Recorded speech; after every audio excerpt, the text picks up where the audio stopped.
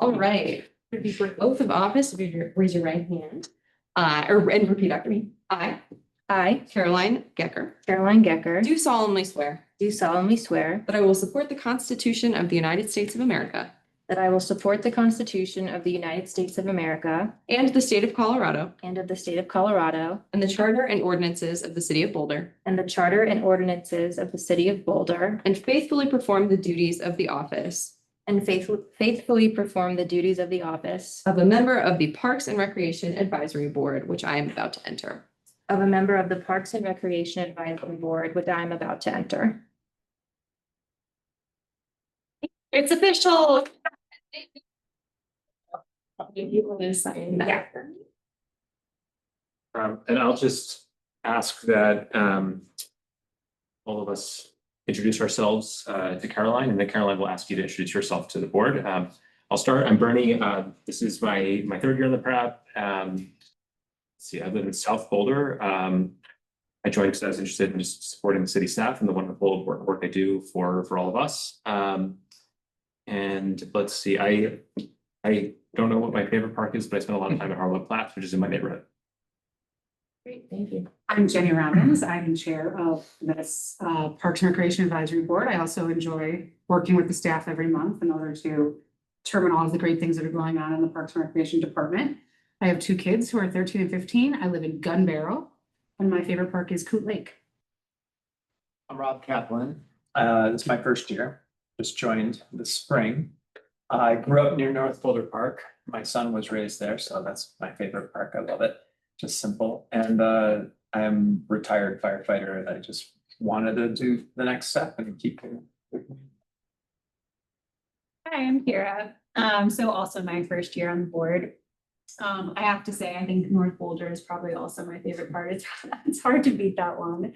But yeah, I moved to Boulder around 3 years ago. And I feel like I just like that incredible community of people. And a lot of that was through like hanging out in the parks, playing pickleball, a lot of other stuff. So just wanted to get back. You know me. I do. My favorite park is the pop-up nature park, which is next to the Van Shell and Central Park. We introduced ourselves, Yvonne. I'm like you, a lawyer. This is my first year on the PRAB. Harlow Platts, because I'm in South Boulder. It's where I hang out the most. Have two kids, 18 and 15. And I joined for all the reasons everybody stated to, work with this amazing staff and hopefully contribute to the community. So thanks. Yeah, did you want to do staff introductions or? We'll have folks introduce for the efficiency. We'll introduce items as they come up, if that works for the board. Perfect. Great. All right, well, Why don't we have Caroline say? oh, sorry, I forgot. Sorry. Yeah, okay. I'm Caroline. It's my first day. I'm Fab. And I've lived in Boulder since 2017 with my husband. I work as an attorney at a firm in Boulder. I'm kind of in central Boulder by the William Village area. So my favorite parks, or I guess my favorite facility, is East Boulder Rec Center. But I also love going up to Coot Lake and letting the dogs swim there. And yeah, I guess I joined for the same reason you all are here, which is just to sort of give back to the community and support all the things that the department is doing. Welcome. Thank you. Welcome, Yeah. yes. Happy to be here. All right, well, we officially have a quorum of 7, which is really exciting. So we're calling the meeting to order. Would anyone like to make a motion to approve the agenda? Madam Chair, before that, could we make a formal motion to call the meeting to order? Oh, sure. I will make a motion to call the meeting to order. Second, I'll second it. all those in favor? Right. All right, now would anybody like, so many motions already. Would anybody like to make a motion to approve the agenda? Sure, I make a motion to approve the agenda. Second, Second. is there any discussion for this motion to approve the agenda or any comments or questions?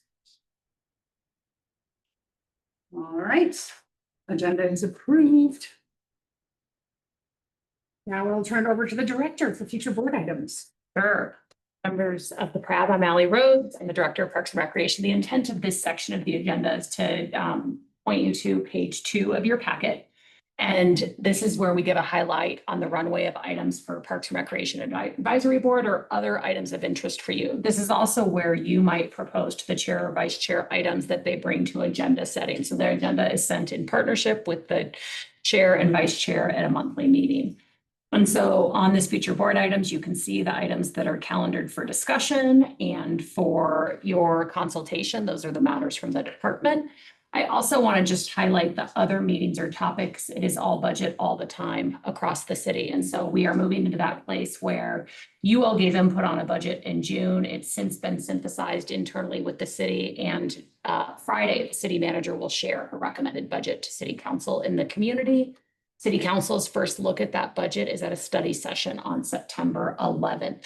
Other boards are also be discussing that budget. We will bring that recommended budget to you in September for you to take action on. It will include a lot of the elements you've been discussing since March. In October is when council is calendared to have a first and second reading to approve that budget. It takes that formal action for funds to be approved to spend as of January 1. So those are the big highlights. I'll also just note that coming up on September 12th is the Play Golf Tournament, which is a fundraiser for our philanthropic nonprofit park. I'll hand it back to you, Madam Chair. Very good, thank you. All right, next we have public participation. Meg, do we have any participants? Wonderful question. There's an in-person sign up list. As of last Friday, we did not have anybody signed up, but We had someone email today. I don't see if they are not in attendance in the room. Lynn Siegel had wanted to provide a comment. She emailed the board to sign up, gave us all their information. It does not look like Lynn is in attendance. I do see Lynn virtually. Oh, great.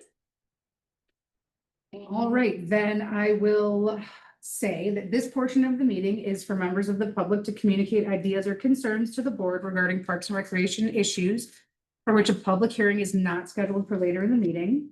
Tonight, there is one virtual participant. During this public participation time, the public is encouraged to comment on the need for Parks and Recreation programs and facilities as they perceive them. All speakers are limited to 3 minutes. Depending on the nature of your matter, you may or may not receive a response from the board after you deliver your comments. The board is always listening and appreciative of community feedback. And Meg, will you please present the additional guidelines and then call on our first speakers?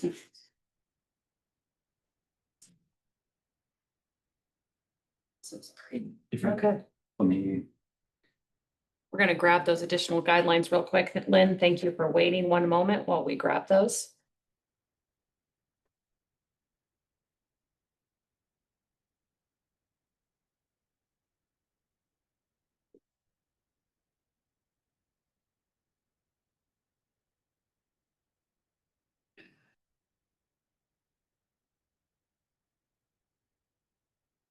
I've got it up all of.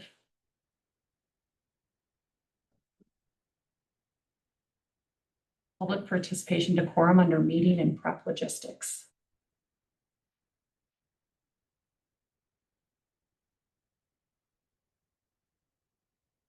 I'm happy to read them. I got there. Okay, that was Okay. impressive. Good job.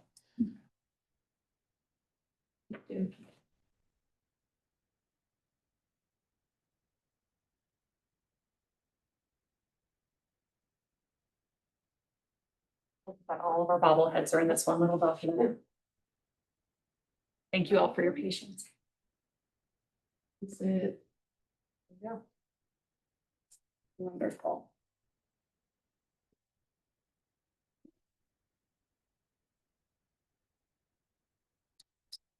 You're fine. I do not understand. Okay, it was just a screen sharing issue. Okay. There we go. All right. The city has engaged with community members to co-create a vision for productive, meaningful, and inclusive civic conversations. This vision supports physical and emotional safety for community members, staff, and council and board members, as well as democracy for people of all ages, identities, lived experiences, and political perspectives. For more information about this vision and the community engagement process, please visit bouldercolorado.gov/services/productive-atmospheres and the Boulder Revised Code, section 16B. The city will enforce the rules of decorum found in the Boulder Revised Code, section 16B, including Participants are required to sign up to speak using the name they are commonly known by, and individuals must display their whole name before being allowed to speak online. Currently, only audio testimony is permitted online. No attendee shall disrupt, disturb, or otherwise impede the orderly conduct of any council or board meeting in a manner that obstructs the business of the meeting. This also includes failing to obey any lawful order of the presiding officer to leave the meeting room or refrain from addressing the council. In this case, we are not doing in person, but if we were, only one person at a time at the podium, unless an accommodation is required. All remarks and testimony shall be limited to matters related to city business.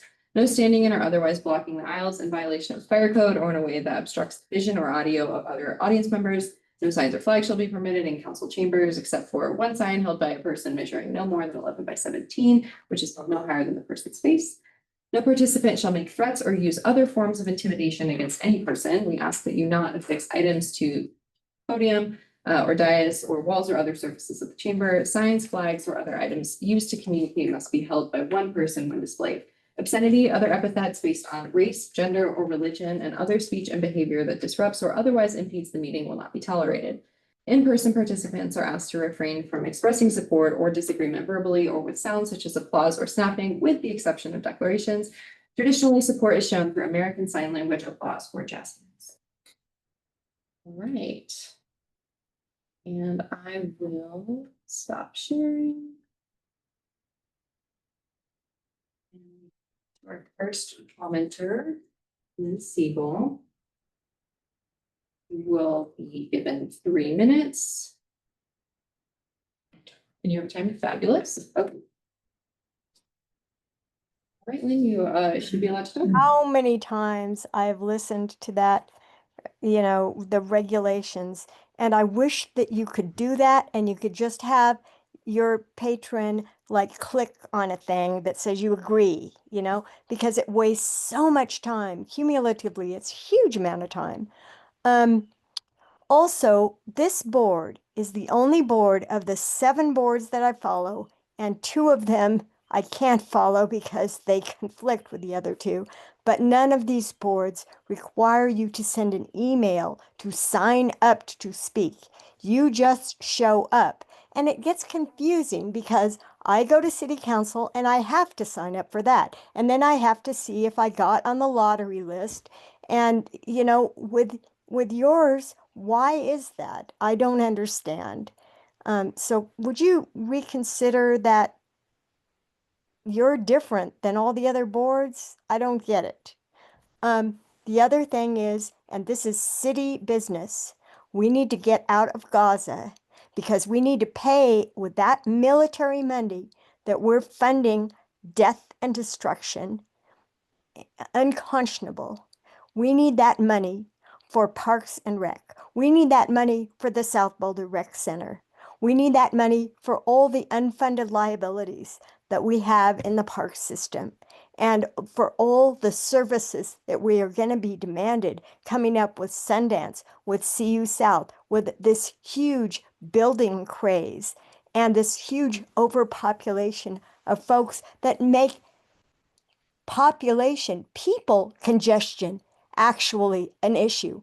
I don't like to go to the farmer's market when it's so jam-packed that I can't breathe. So make your advice towards the city council and the other boards, planning board namely, to stop funding these developers for more development because it demands more of your services. Now, what I wanted to talk about tonight is one great service that I think you put in, but it's temporary, and that's the sandbox and the ferry thing by the farmer's market.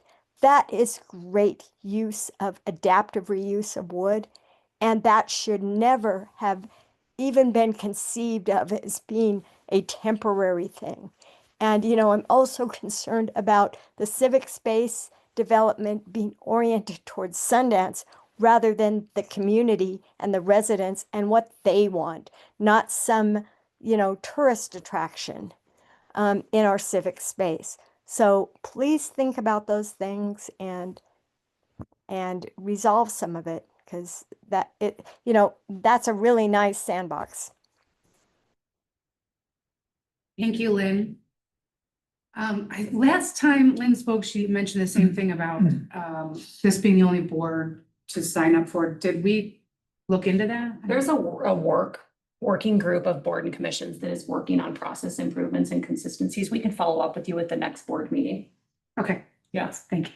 And then since you asked, I believe we have another member of the community who is here and interested in speaking. So to be clear, even though that's what the website says, there's not been a time that we have not allowed someone to sign up who shows up that didn't sign up in advance, that I can think of. Great. All right, so we have a second member of the, okay? The second speaker is Lynn Stein, and I believe we have the timer ready.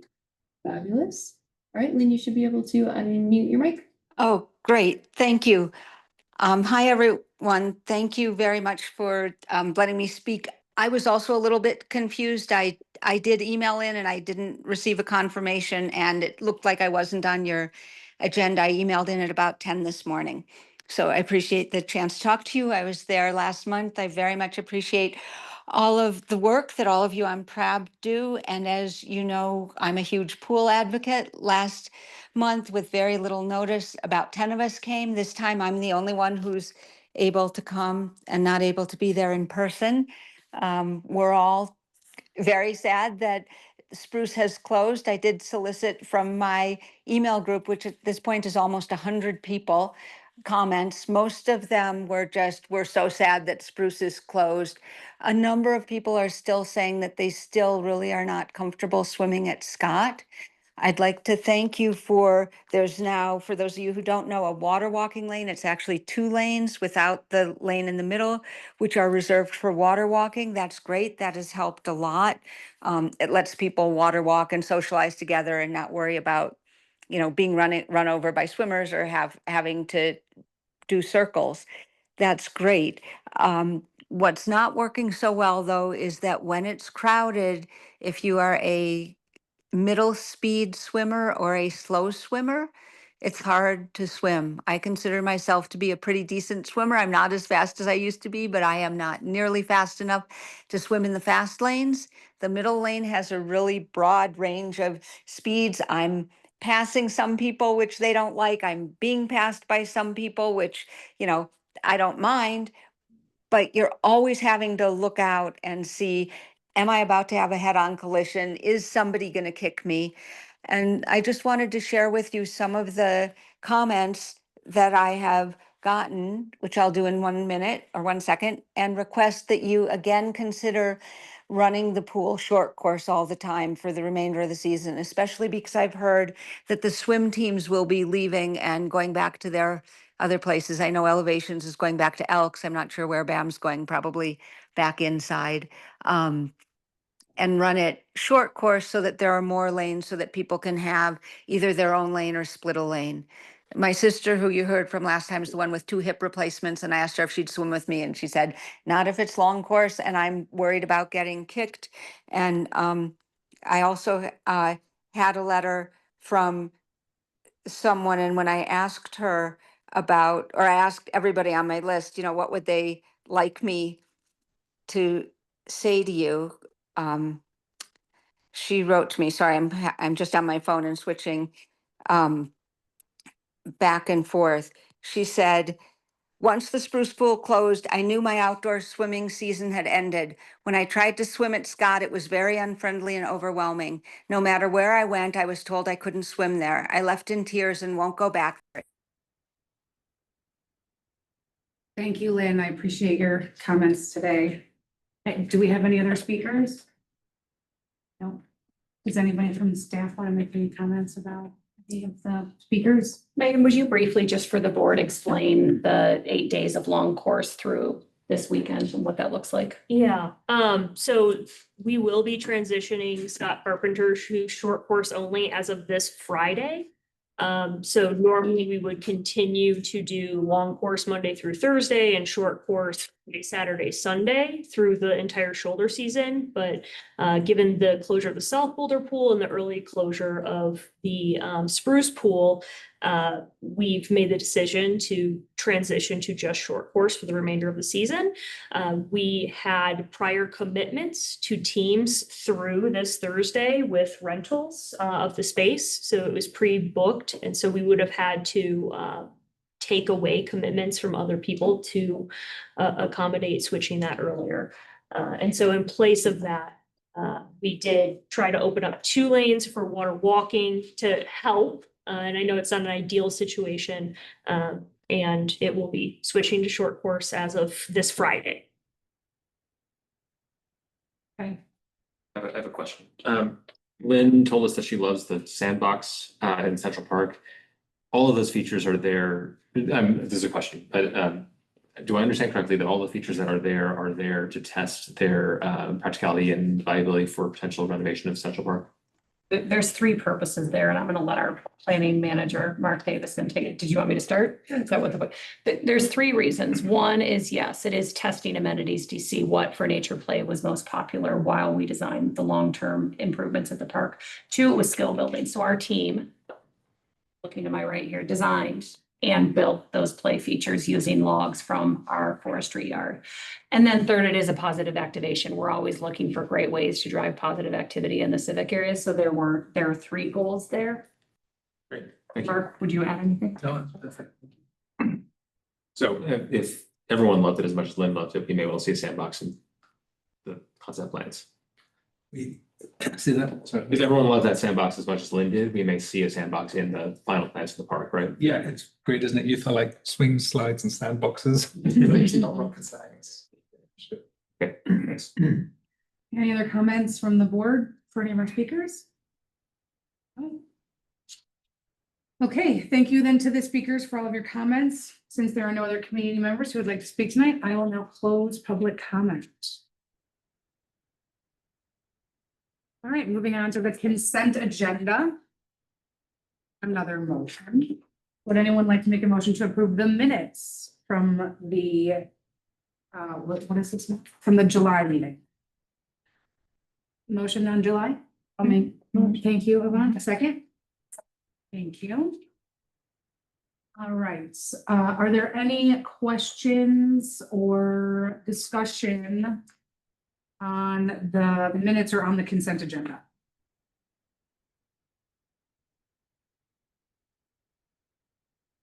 I had one. Can you talk about the adjustment to base that's listed in the operations update? I'm gonna look to our senior manager for business services, Jackson Height. I'm also just gonna give a quick point of onboarding. The consent agenda is informational items that we think are non-controversial, but updates the board might find helpful. And so the intent here with this section is that board members would have read this piece and you could ask questions, clarifying questions for staff. Yeah. So my question about the adjustment to base is just, can you just explain a little bit what it is? Yep. Jackson Height, senior manager for the business services team. The adjustment to base process is basically outside of the typical budget process. With the budget process, the budget is approved once a year, and that's done in October. The budget takes effect from January through December. Adjustment to base is really an opportunity to look at any additional revenues that have been received. So typically grants or donations, any increased expenses, and to account for those. And then city council goes through a process to appropriate those adjustments to the budget, whether it's an increase or decrease in revenues or expenses. As I mentioned earlier, it's generally tied back to grants, so one-time funding that we would have received outside of the process, so something that we might receive in November that's valid for the next year. So that is the opportunity to do the adjustment. I had a question about it too. I just, for my own edification, can you tell me a little bit about that health equity fund? Like how many years it's for, and do we have to reapply, and is it, you know, are we guaranteed it until it exists or not? The health equity fund came about from the sugar sweet beverage distribution tax that was approved by voters back in 2019. We had applied for that annually 2019 through 2024.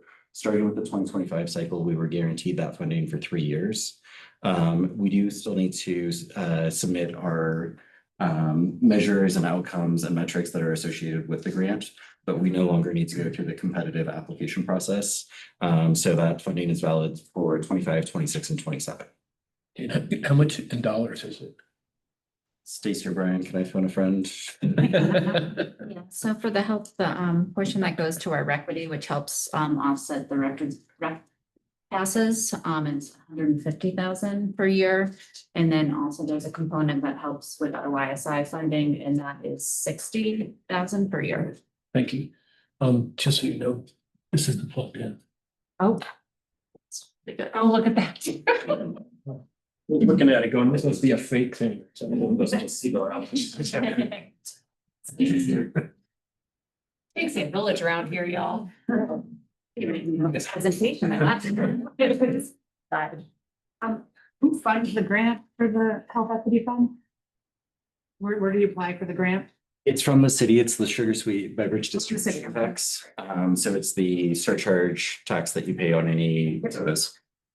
That's the revenue source, and it's administered by the Housing and Human Services Department. Okay, perfect. And then my last question is, I noticed that last month on the overview of major projects that the East Boulder Community Parks Court enhancement was on hold, and this year, this one, it has a month. So I was wondering, is it moving forward? Speak to that. Please. Yeah, it was just while we were going through all the roller coaster of hiring freeze, Mhm. rehiring, budget additions. Okay. So we're confident that it's back on track, and we'll be bringing that back to the board for an update pretty soon. Great. You can see the progress on the project. Good news, thank you. Okay, any other questions on the consent agenda? All right, then.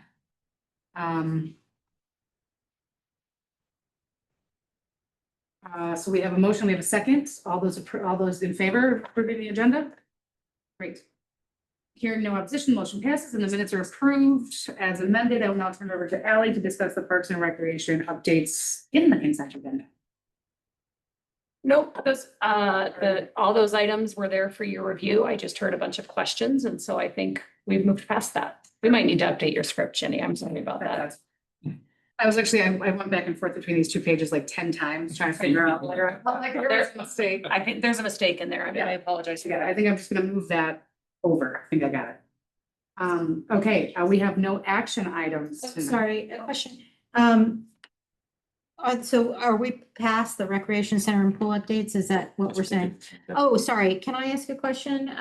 Then on that? On the South Boulder Rec Center, I saw that pool repairs are going to continue through October. For some reason, I thought it was October 1st when we were trying to open. Did that get extended or changed? So as the project itself has slightly adjusted, and construction can be this way, obviously. Yeah. We don't have a definitive date, but we assume it's going to be sometime in October. Okay. Of course, it would be the greatest if I knew for sure it was October 1st, but we've just stopped promising that because Okay. I don't want to promise something and then have to update you later. So that's why we've changed it. to We're just being more general. Okay. I'm hoping for an update in September. Okay, thank you. And I think I introduced you just as Megan Oh, earlier. I'm sorry. Introduce yourself. I'm Megan Lohman. I'm the recreation manager, so I oversee the rec centers, aquatics and health and wellness. The building is on track to reopen next Tuesday. Yes, the building itself, yeah, just not the pool area. Great. All right. Any other questions? No? Okay, that's still approved. Okay, now we have matters for discussion. Yeah, so the team is coming back to you to talk about the membership structure, and I'm gonna start just and recognize that an incredible amount of work has gone into what is best for the community and to maintain services. No one likes increasing fees, and if we ask the community for their input, they'd say, we don't want to increase fees. And so this is one of those matters where the team is following policy direction from the 2022 BPR plan that says that we're going to do our best to maintain service levels. We're going to protect subsidies for people with low income and people with disabilities, and we're going to charge the full cost of services for adults. And they've been really thoughtful about this work. I'm eager for you to hear this next phase based on, you all gave some great input in July. And so with that, who is kicking this off? Our Deputy Director, Scott Schuttenberg. Thanks, everyone. Yeah, Scott Schuttenberg, Deputy Director, and my favorite park, I'm gonna say the Boulder Reservoir, and I know Stacy Cole is on the call as well, and that's the area that she oversees, so I figured I would share that, so. Tonight, we're gonna dive into a little bit more of the information that we shared last month.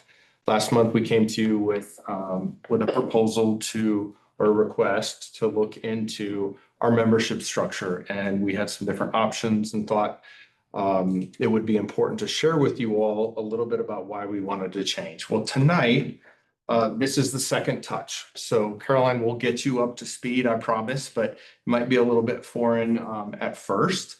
But this second touch is really kind of our next steps in refining what membership options will be available to the community to utilize our facilities.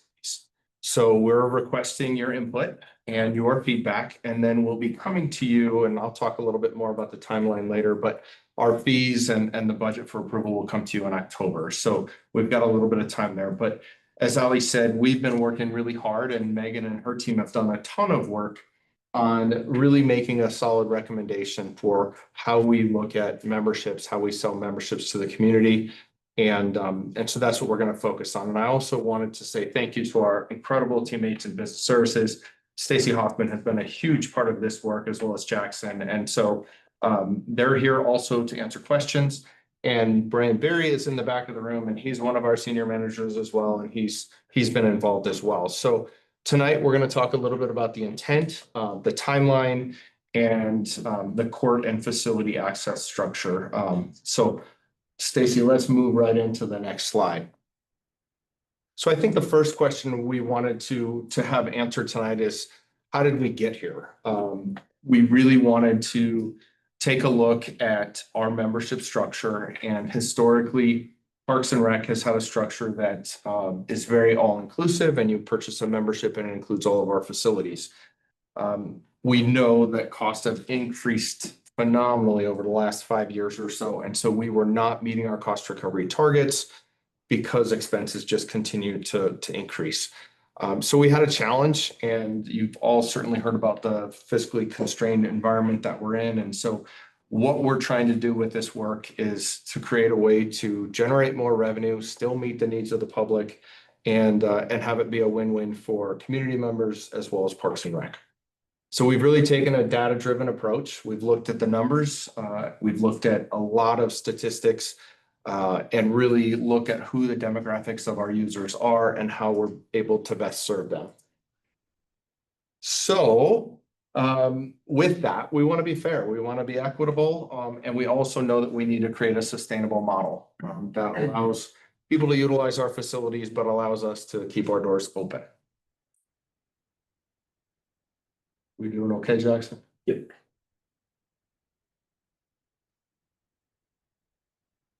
All right. So timeline. We've shared this the last couple of months, and I will say that it is really important that we go through this process in conjunction, in collaboration, in alignment with our budget process. And so Megan started doing a lot of this work, looking at our facilities, looking at the membership structure actually a year ago in the fall. And then back in March, really dove into things and started to formulate some recommendations and analyze the data. We are now here, obviously, in August, and this is your second touch. September, you're going to have a budget meeting as part of PRAB and go over quite a bit of our budget. This is one component, and the revenue generated from these facilities goes into the Recreation Activity Fund. And then in October, we're actually going to look at all of our fees. So that's when you'll hear about golf course fees. You'll hear about the specific numbers that we come up with associated with each one of these membership types. So tonight, it's about the structure. It's not necessarily about the dollars and cents, but our staff have worked really hard to do some predictive modeling and to help us try and determine a way to generate about $700,000 more in our Recreation Activity Fund here in 2026. All right, next slide.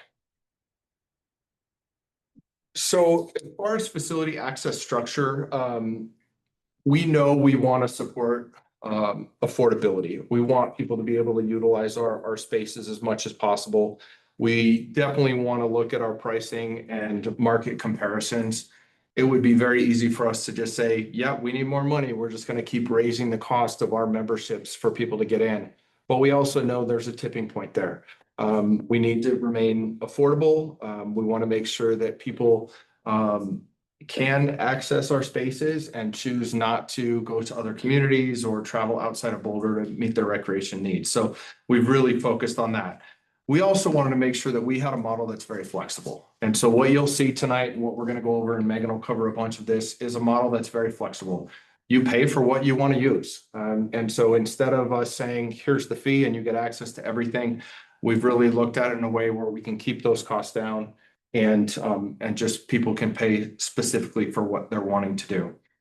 I also wanted to highlight the fact that we did run this structure. We spent some time here in the last 2 weeks focused on our racial equity instrument and running through these changes from a racial equity lens, asking ourselves the difficult questions about how will this impact every demographic, every person within the Boulder community. We know there are substantial changes that are going to continue to occur. You'll hear tonight a little bit about the sliding scale that we'll dive into in 2026 and that work, but we're also going to cover financial aid and how we'll make some changes to financial aid as well. But we did run it through the racial equity instrument tool, and I think we asked ourselves some really difficult questions and really factored those things into this. So the desired outcomes that we're focused on is maintaining the service levels and access for the priority populations, promoting the fairness in pricing while supporting the cost recovery targets, and then transition and changes will be multi-year. So that's where the sliding scale comes in 26 and some other things. So looking at a few of the numbers, and I think this is really the data that Megan and Stacy have spent a lot of time focused on. We have 3 different types of facilities. We have the main rec centers, we have our Boulder Reservoir, and then we have our courts, our outdoor pools, and those spaces. What we found in diving into the data is only 6% of our membership is utilizing or utilized one time in the last year all 3 different types of facilities. So typically what you'll see is a person is a regular user of the East Boulder Community Center. During the week of East Boulder shutdown, they'll go over to South or they'll go over to North. That's pretty common. And so as we really looked at that, we're going to continue to make that an option, and that's what we're proposing. 28% use 2 different types. So they may use an outdoor pool as well as one of the indoor rec centers. And then 66% use one type of facility, and it's primarily the rec centers. And that's that first scenario I talked about, where I'd use North and South or North and East or whatnot. 49% of daily entries occur at the Boulder Reservoir. And so what you'll see on the right side there is our entrance fees. So the orange is our drop-in revenue that we make, and our blue is our membership revenue that we pull in. What I will say is, and you did see some of this information last month as well, the Boulder Reservoir is unique in that people look at that as a destination location. And so it's more popular for the individual, I'm going to pay to use it for one day versus purchase a membership to go there on a regular basis. Every other facility, the majority of our revenue is coming in from a membership type sale. So our cost recovery target and really what we're hoping to pull in per entry is $9.46. We're not there yet. We know we're not there yet, but that's what we would aspire to get towards to really hit our goals for revenue from memberships and daily admissions. Right now, we're at $6.79 because of the discounting, because of our third-party sales, and that equates to about $4 million in revenue. So what you'll see tonight is closing that gap. It's not bringing us to the $9.46, but it is getting us up to nearly $8 per visit on average, and it pulls in that extra $700,000 in revenue that we're hoping to achieve in 2026. And that is in the budget, and what you'll see next month is that additional $700,000 in the recreation activity fund. So there are a few assumptions there too. And so obviously, in order to predict revenue numbers, we have to make assumptions. And so we looked at past sales from 2024 because we had a full year of past sale information. We're actually in a really good place and doing better in 25 than we were in 24, which is phenomenal. But we wanted to use 2024 numbers. We're assuming about 595,000 visits to our facilities. And 15% discount to multiple facilities is what we're figuring in, as well as the subsidy and discount applied to seasonal facilities. So what you'll see in the proposal tonight that Megan will cover is if you buy that rec center membership for just the 3 rec centers, you're also eligible for that 15% discount for the outdoor pools or for the reservoir. All right, next slide. So we'll start off with a little bit of information on the courts. So I will be very transparent up front here. One thing you may hear a few complaints about is access to our courts. And we have a lot of people that are very passionate about tennis and pickleball in this community. They've come and talked to this board in the past. And this is something that we are working directly with Boco Pickleball and the Boulder Tennis Association to make sure that they're aware of these proposed potential changes. Fee changes would not be implemented until October. So there's a little bit of time there, and we're starting those communications with both those groups. But there's a reason that we're really looking at changing the way we handle court reservations. First and foremost, we look at the popularity of our tennis and pickleball sports in the community. We did the court system study last year and finalized that. We took the operational recommendations from that court study. And we also are now implementing our new recreation management software. And all of these things combined have really led us to say, you know what, we really shouldn't be giving court reservations for free with our rec center memberships. So historically, so you're aware, if you bought a membership to the rec center, you also had the ability at our North Boulder Rec Center, East Boulder Community Center, or South to reserve court space for free. That was included in your membership. The downside to that was we were not able to track who is coming. We're not able to recoup any additional revenue from that. And we didn't have consistency across all of our courts throughout the entire community. And so what we're looking at doing is charging for court reservations separately. And I wanted to dive into this a little bit, and I would expect there may be a few questions. So the hope would be is people can reserve a court, and that would be a fee to reserve that court. And we'll get into the cost of what those fees would be later on. But regardless of whether or not you have a membership to the rec center, we want you to be able to reserve a court so that you can confirm you have that space to go out and play. If the courts are not utilized, they're not reserved by anyone, you can show up and use any of our courts. There's no, you don't have to pay for the courts, but we want to give people the opportunity to reserve that space specifically for them. So there's a very high level of individual benefit to reserve a court. You show up during the time you reserve, you let other people there know, I've got this reserved, and it works out really well to be able to then utilize that space.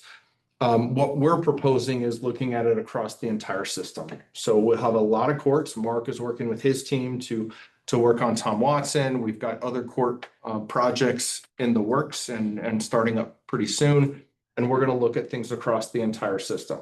One, it gives us an opportunity to generate a little bit of revenue by doing those reservations, but it also allows those that choose not to pay to reserve a space, they can go to one of their neighborhood courts, jump on and utilize that at no charge. A couple of reasons why we want to do this and why we want to make the change. Many of our participants that have been reserving courts in the past are doing it through a third-party membership. So Silver Sneakers, Renew Active. We talked a little bit about third-party memberships last month. Unfortunately, we don't have card swipe. We don't have staff at the courts. So when they reserve through Silver Sneakers and book their court space, Boulder Parks and Recreation were not able to get reimbursed from the insurance companies for that usage. So there's no way for us to get any kind of reimbursement. We can in the rec centers because we can prove that they showed up and we swiped them in and whatnot. At the courts, we can't do that. So we're looking at doing it where there would not be an opportunity to use your Silver Sneaker membership to reserve court space. We do anticipate that being challenging for a lot of community members. We've already heard from Boco Pickleball a little bit about this and Boulder Tennis that I think that's where they're going to be most disappointed, is not being able to use their insurance to pay for a court rental. The only solution that we could see to be able to do that would be lock off the courts, put in some type of a card swipe, or put a staff member out at those courts, and that's just not feasible or realistic. So that's why we're looking at going a different direction for renting courts. So this is one change you'll probably hear more about. I guess I would ask if anyone has any questions about that information before we move on to the next slide. Yes, Yvonne. Yeah, thank you. I can appreciate what you're trying to do and be innovative and creative. I think just my gut here, I'm really glad you reached out to Boco Pickleball because I had made a note of that. My gut is that, and well, I think my concern is, number one, just from an optics standpoint, and I'm sure you've already heard this, is when you go to a facility like I'm just thinking of South Boulder because that's what I'm most familiar with, but the courts are right there adjacent to the facility. And so you would assume as a member that you get the benefit of that, utilizing those courts because they're adjacent to the facility. It feels like it's part of that value proposition. So I just think there's some optics here. However, what I'm a little bit concerned about is there a way where we could somehow, if I buy the South Boulder or the rec center pass, and because I'm paying money to do that, that maybe on the website when I'm reserving a pickleball court, that I could get a better price or better cost, let's say $5 instead of a non-member cost of $10. And there might be a toggle button there where I could somehow, I get some perceived benefit for being a member because I am paying for facility access. So I think, I'm just throwing that out there as a possibility. But I feel like kind of want to rewind a little bit or unpack why is it a cost issue that we can't have a swiping technology for the courts? Because to me, that's the bigger issue here is if we had the technology at the courts, here's an example. I was there a couple of Sundays ago, packed in the morning, jam packed, and people were just waiting in line to get a court. And I have no idea how many of those people there were paying members. And so maybe many of them who were there were just not even giving you any money, giving parks any money. And so it just feels a little bit inequitable that if we go to this new model, that somehow as a paying member, I'm having to pay on top of what I'm already paying just for facility access. And the public that's using it and not paying, they're getting the same fee. So I just feel like there's a lot here, and I wish that we could rewind and figure out, because the most efficient way to deal with this would be some sort of swiping technology. I pay for my facility, I can swipe, and somehow I can get in, whereas if you're not paying at all, then you're not paying for the upkeep. And so it just doesn't seem fair that you should have that same access, right? Like you should be paying more. Anyway, that's a lot to digest, but that was my observation when I was reading through the packet. Just really quick, I think we can look into if in the future discounting on someone with a membership is possible or not. Yeah, there's a lot, definitely, like you said, there's a lot to unpack there, right? Yeah. And I do feel like I agree with you in that with the court being directly adjacent to the rec centers, there is a perception that that's part of the rec center. Unfortunately, when people come out to utilize those courts, 95% of the time, and that's an arbitrary number, but most of the time, they are not going into the rec center. They're not swiping their card. In an ideal world, if I had a Silver Sneaker membership, if they came into the rec center, swiped and said, I'm going to go out and play pickleball or tennis, and we were able to recoup some of those costs, that would be great. That was our intention. We had put out signs and asked folks to check in at the rec centers. It just hasn't been happening. And so there is no revenue associated with the use of the courts for the most part. Well, and honestly, there are only 27 members who are booking the courts specifically just at the rec centers the majority of the time. And so as opposed to the reservations being a way that provides a lot of access to a lot of different people, the way that walk-up use is at all of our other locations, the fact that our rec center courts are the only courts that take the reservations with memberships means that they oftentimes get monopolized by just a few people, as opposed to shared across many, because walk-up access will remain free. So the way it was explained to me that day I went, and I'm not a regular pickleball user, so I'm really new to this environment, but somehow when I walked onto the court, there was a gentleman there who's organizing these large groups of people. God bless him, volunteer guy. I don't know what his name, sorry, but anyway, he apparently organizes and gets names to then go over online before the weekend, I think, and basically blocks out the court so that anyone can just show up and we can put our paddles in line and do our thing. But he's coordinating all that with some, I guess frequently people who use the course. So I think there's a couple of things going on. The people who are using the reservation system the 7 days in advance are typically doing it for small groups, like 4 people booking a court, or like maybe a group of 12 who just like playing with each other, and they're not letting everyone in. Okay. We also pre-book the courts as the facility for drop-in use that's open, and we require that time to be open to everyone. So anyone who comes and plays during that time when we book it, you have to allow walk-on play. And we do have some court volunteers for that.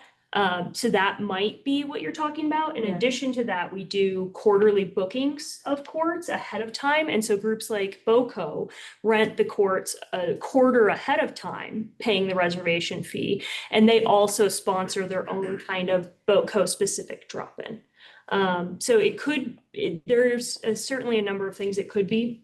Generally, the people using the 7-day reservation system are doing it for a select group because they don't want to just play with anyone. Right. The people who do the quarterly booking or our own bookings for open gym or open play time, those are very much more accessible to the public. And those would continue. Yeah, that will continue. We will continue to book those courts at no fee for drop-in play. I just want to clarify one thing, Scott. Did I understand correctly that you could reserve any court in the system, but only ones at the rec centers will have a fee associated? No, all courts within the system would have that same fee. We would be consistent across the system. Okay, thanks. I want to add a further clarifier. Currently, non-rec center courts to reserve them have a fee. And so if you want to reserve the courts at Arapahoe Ridge or Columbine, you pay a fee to reserve those because you're getting exclusive access to amenity. It's now not open to the public. And so this change is making that reservation consistent across the system, consistent with our peers. And so I think that, I know it feels like a change, and certainly that is hard because it's something some folks have gotten for free, but it's not as big of a change as it seems like. So if I were to reserve court 1 at North Boulder Rec and I get there and there's somebody playing on it, I have to say skedaddle. Which is what's been happening for years. So no change in how that works. Would there be any option to provide some visibility into which courts are booked when you're there at the facility? And I think that, one, it'd be nice at the facility to have some signage or whatnot. I don't know with our new system what you're gonna be able to see online.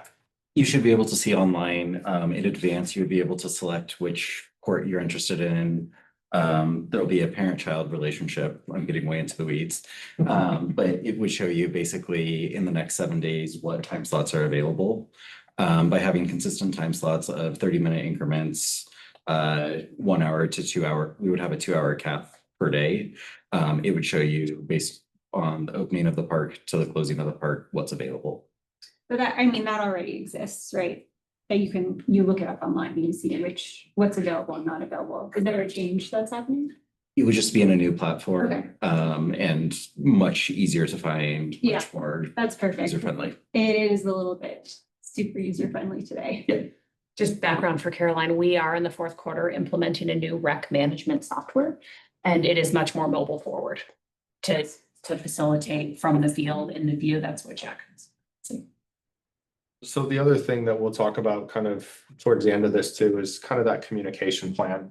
And as we start to implement change, we know there's a process to really get the community to understand the change that we're trying to implement and what that looks like. And so a lot of the community engagement will come in a form of us informing them as to what's happening, but we'll be very strategic about the communication, especially in November and December before we get into 2026. I think we also need to continue the conversations with BOCO Pickleball and VTA and make sure that we're bringing them along with and helping them to understand why we're proposing these changes. So I do think the investment that Mark and his team and our city is making in courts and post-tension concrete and resurfacing of courts and the considerable financial investment that's coming over the next 5 to 10 years with the additional courts. So the court system plan recommended 27 new pickleball courts and 27 new tennis courts in the system. 22 more. So it's quite a bit. So we really don't bring in much money for court usage at all at this point. And I think we've seen other communities be very successful in doing that. Not that we're trying to nickel and dime people, but there's a considerable cost to maintain and develop these courts. And we want to make sure that we're within the market. So When will we get the costs? I think what we're looking at doing is an hourly cost. Right now, it's $5 an hour. Our proposed fee and the numbers that we're using is $10 an hour. It's on the lower end of the market rate. And so we still have a lot of work to do to predict and determine how many hours of rentals we'll experience over the entire court system, and we'll continue to work on that. But we have not increased the fees for courts in the last, 15 years. 2014 was the last time. Okay, so 11 years. And so at $5 an hour for courts, we would propose going to $10 per hour. I will say that there are communities upwards of $25, $30 an hour for courts. Have you received feedback yet from BOCO Pickleball in terms of like what the bigger issues or pushback's gonna be? Just so we kind of have. The initial feedback that we heard was a little bit of the price doubling potentially. That's certainly a concern. But more than that is the lack of ability to use a third-party membership and pay for that with Silver Sneakers or Active. How many people will that impact? Do you know? I'm sorry? How many people currently use the Silver Sneaker benefit? So I'll have to get back to you on that number. I will say that it's pretty popular across the system and for rec center entries. And the number that we currently bring in from Silver Sneakers and Renew Active is less than $5 per visit. So it's well underneath what our desired returning fee would be for usage. The $10 an hour, is that for pickleball and tennis? Yes. Do we, just to get into the weeds for a moment, are we gonna look at, or did you look at the same kind of volume discount we do for the rec center where if I'm buying a 10 punch pass, I get a discount?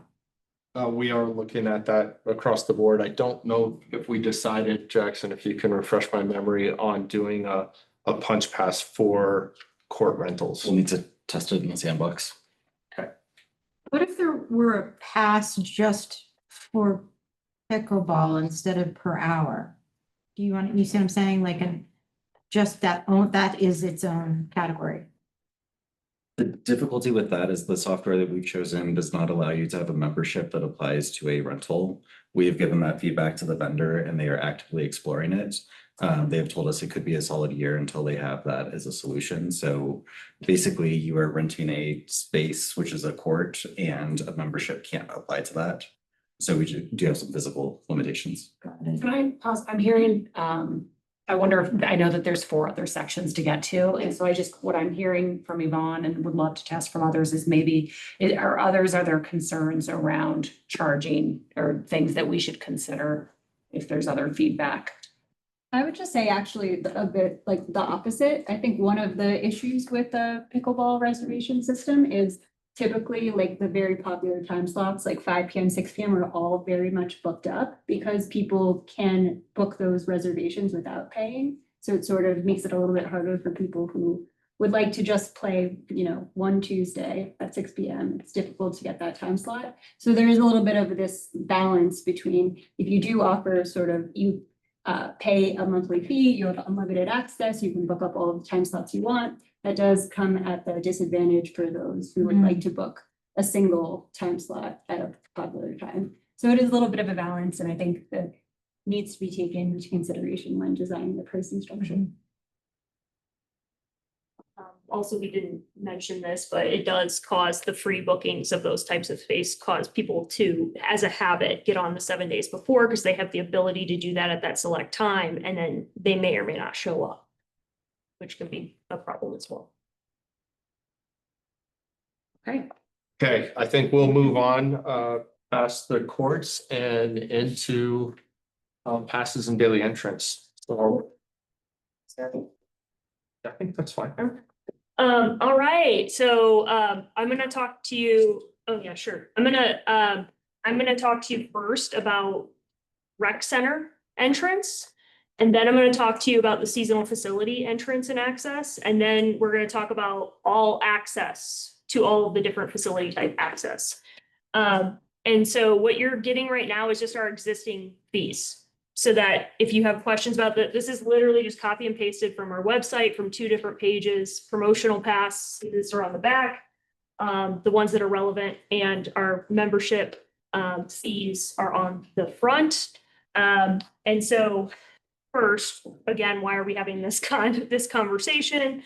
We're talking about charging by different facility types separately so that we can allow community members to pay for what they intend to use and not what they won't use. Right now, everyone has to pay for access to everything. And when you do that, it can be more expensive, and it can cause people to not get the same value out of it.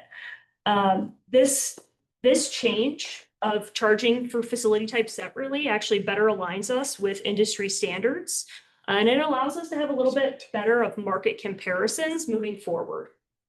Additionally, we have modeled out in our costing, those little 2 graphs that you saw, a discount. So if you hold a recreation center membership, you can expect a 15% discount at a seasonal facility. Let's say you just want to add one. Right? You'll get that 15% discount. The all-in access pass when we get there would actually, if you're buying all-in access, it's giving you a 15% discount on all of the facilities. So, and I think a good reminder before we go in here, and this was listed in the memo, is that when we look at all these fees on the slide, they generally represent the highest fees we will charge for these things. So we still do promotional, we have promotional opportunities, we do discounting for different things. So the fees that you're gonna see are generally the highest that people would pay, with a little bit of exception, right? Like the work that we haven't done that we need to do between now and October is the refining, like the rounding up of a $1 or $2, or the rounding down of $1 or $2 to make the fees more attractive from a marketing standpoint. It's all just fees based on methodology right now.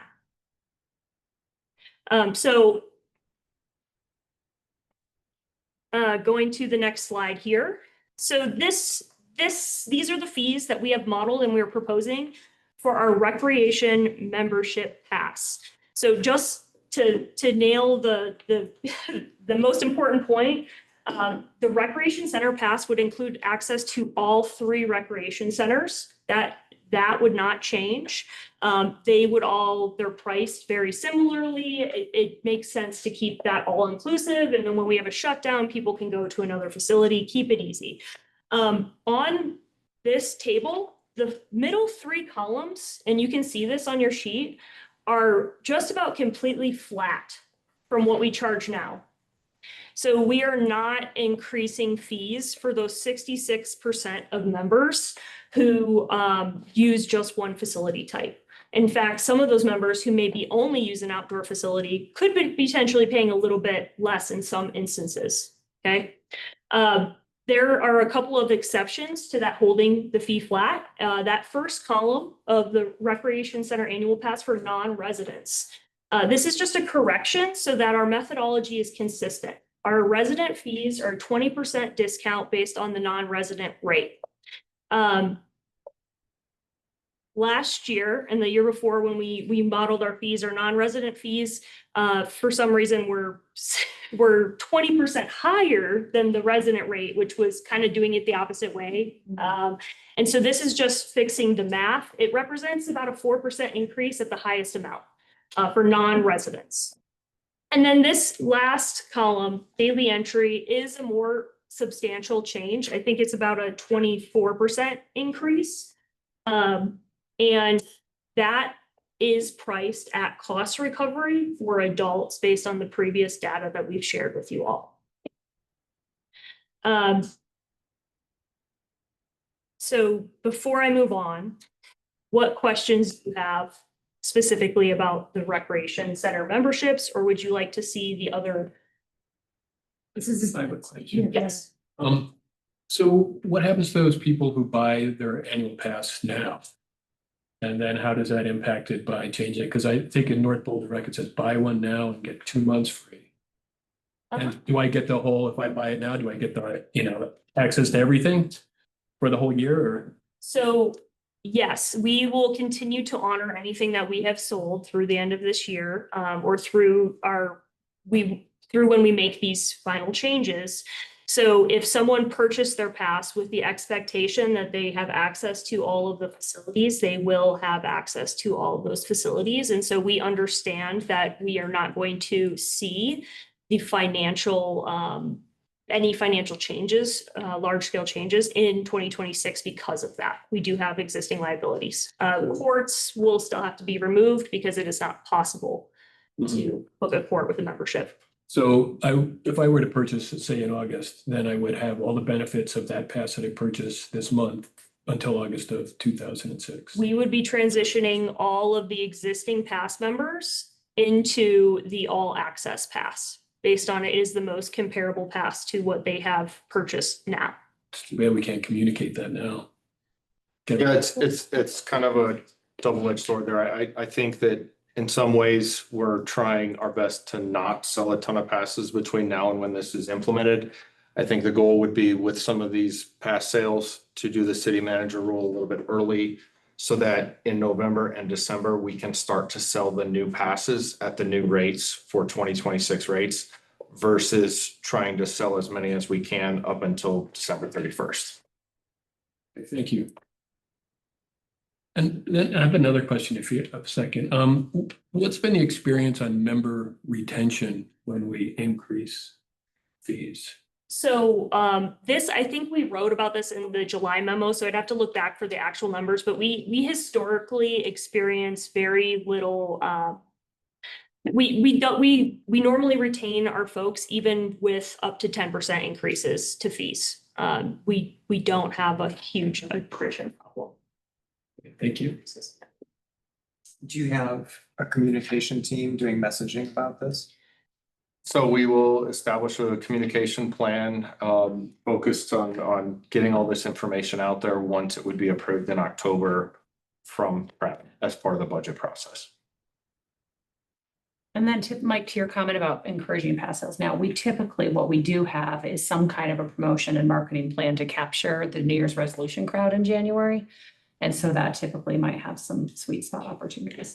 Yeah, and then that's where Megan had mentioned that these numbers on the screen, we'll take a marketing spend of this. We know that sales that end in a 9, for example. So if it was $749 for an adult annual, so we will have some flexibility based on our marketing to refine these numbers, but this is the highest number that people would experience. Thank you. But if anyone's listening to this meeting, they will know. And now's the time. Thousands of people listening. This meeting single-handedly solves the budget problem. I think you're bringing up a big point. The team will work hard through all of our different channels in the recreation centers, through the recreation guide, through the e-blast, and we still will have folks who, missed it somehow. All right, seasonal facilities. So as you've all heard this at this point probably a million times, so apologize. We're saying it one more time. The cost to operate our seasonal facilities, it's increased much faster than the cost to operate our indoor facilities. When you take into account the staffing necessary at outdoor facilities, the additional equipment needs, at an outdoor pool, the chemical and heating expense, it's all gone up quite a lot. And then at the Boulder Reservoir, in addition to that, the ANS mitigation efforts, right? So the costs have greatly increased at our outdoor facilities, and what we charge now does not really cover that, especially when it's shared across all the facility types. And people access outdoor facilities differently than indoor facilities. And so by changing how we sell these passes, we can actually better tailor access to the people who use these facilities primarily and create a cleaner user experience while also better meeting our cost recovery goals. Again, a little bit of a choose your own adventure. So let's say that you have that rec center pass. There's no increase, so you're not experiencing any challenges in January necessarily when things change if you had a monthly, right?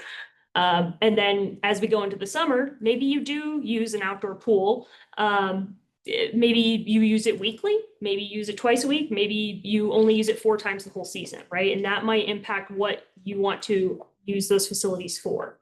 And so, or at the Boulder Reservoir, maybe you want to go there twice, right? And so the different options will really play to what does it mean and what's the value you want out of those locations.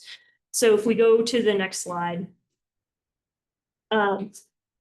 you can see some of these rates spelled out, okay? So really big, and I think it's good to point this out, is that actually all these fees at the Boulder Reservoir are for the most part flat.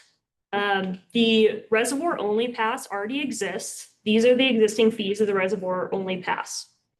And that's good for the whole year, but really it's based on pricing for that priority season, which is about 6 months of operation, okay?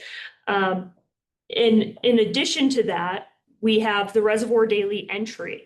And so you'll see what we've gotten rid of at the reservoir is the discount for daily entry based on age.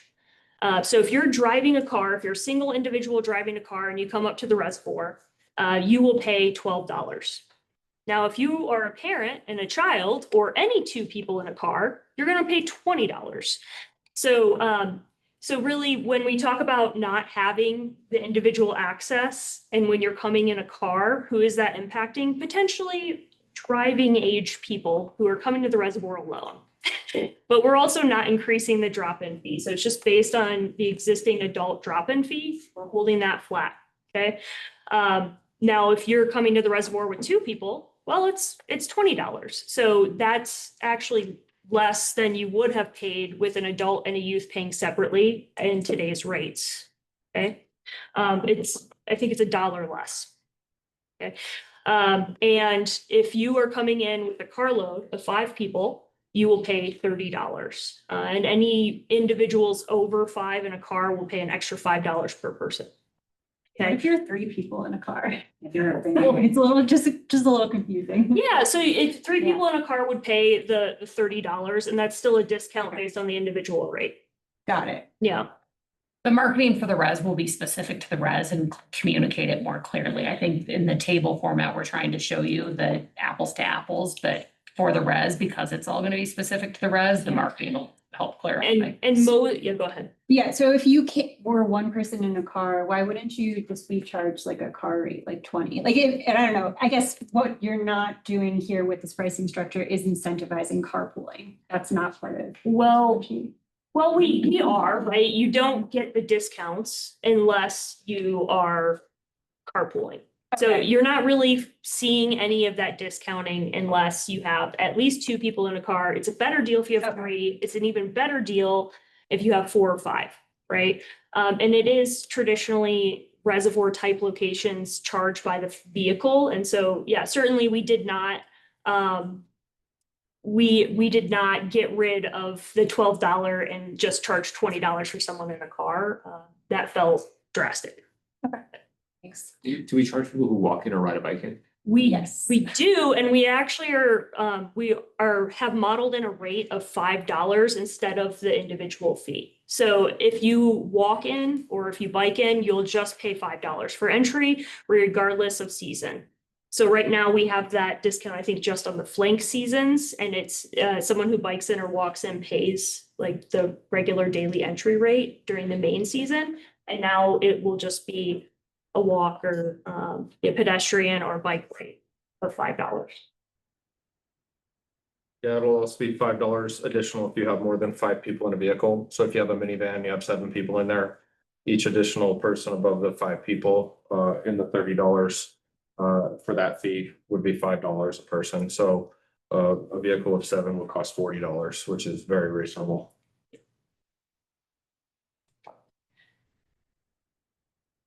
Questions about the reservoir before I go a little further on the outdoor pools? Now this, I do. oh, yeah, Was there, sorry if I missed this, did the, are you thinking about like, what if I bring an outboard in? Or some other, so our permit fees for boat permits and everything, we did those, I believe, last year, but we typically look at that separately from the memberships. this is just, You'll get that as part of the fee schedule in October. All of those fees for boat storage, for, yeah. okay, thank you.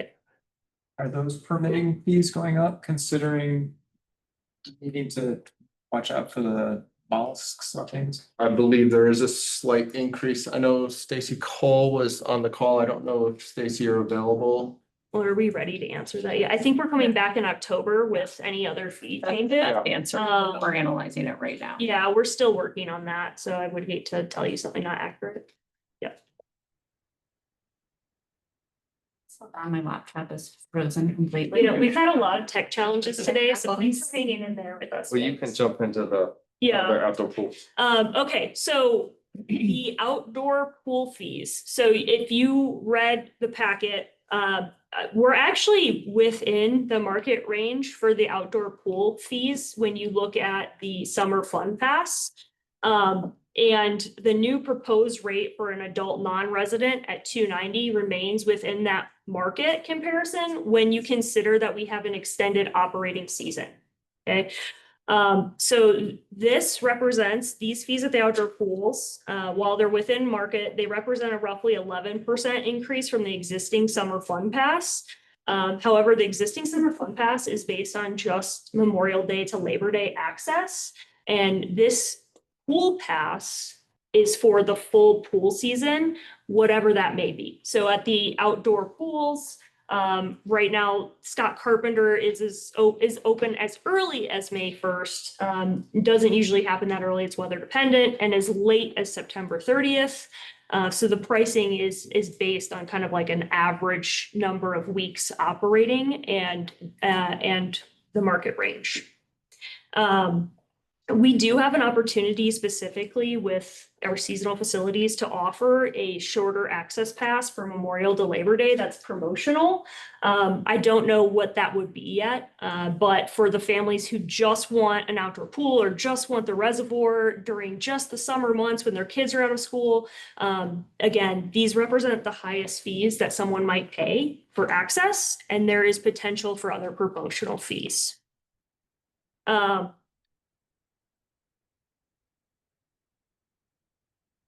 Did I miss with the pools? I think on the next slide, when we look at daily entry is here. Okay, the other big thing at the pools is that we are not within market for our market comparisons typically only subsidize senior or youth entry between 8 and 25%.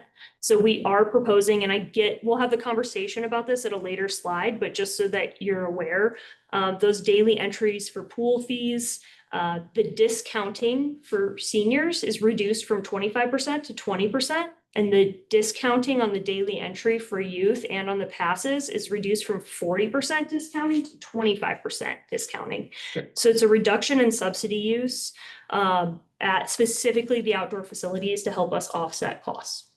Yep, and I think we'll cover that a little bit more. So Yeah, we'll talk about that specifically soon. Okay.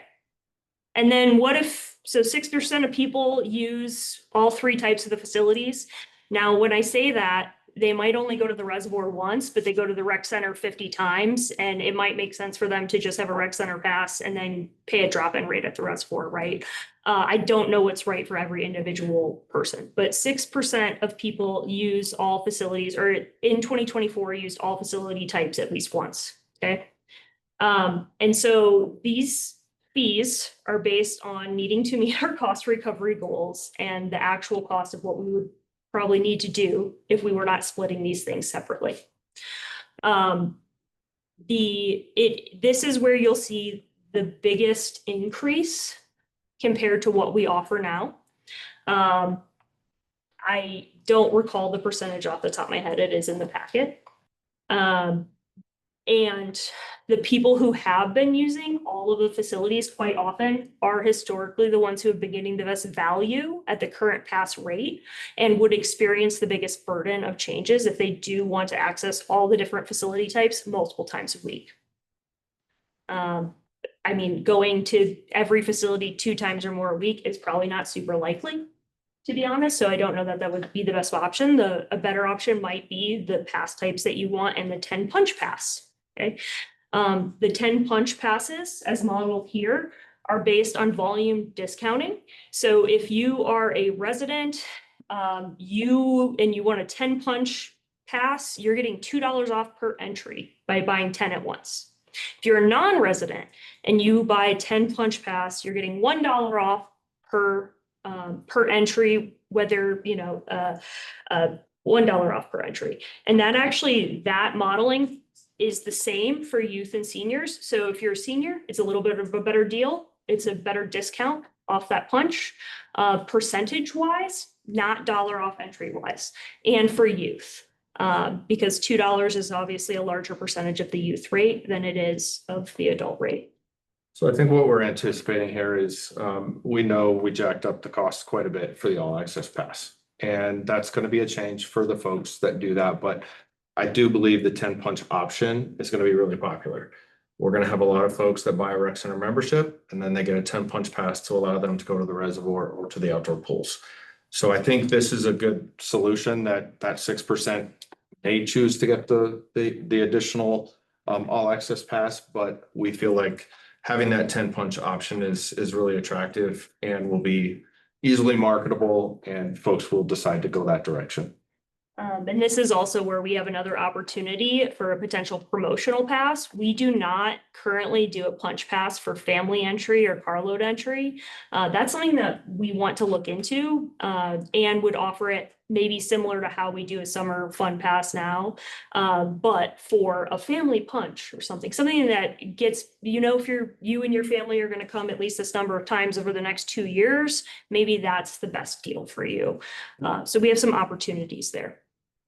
Can you go back to the slide that showed the percentages of people that used all this stuff? Yep.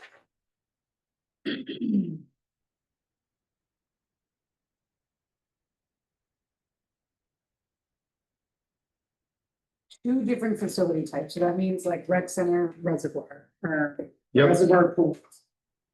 Correct. So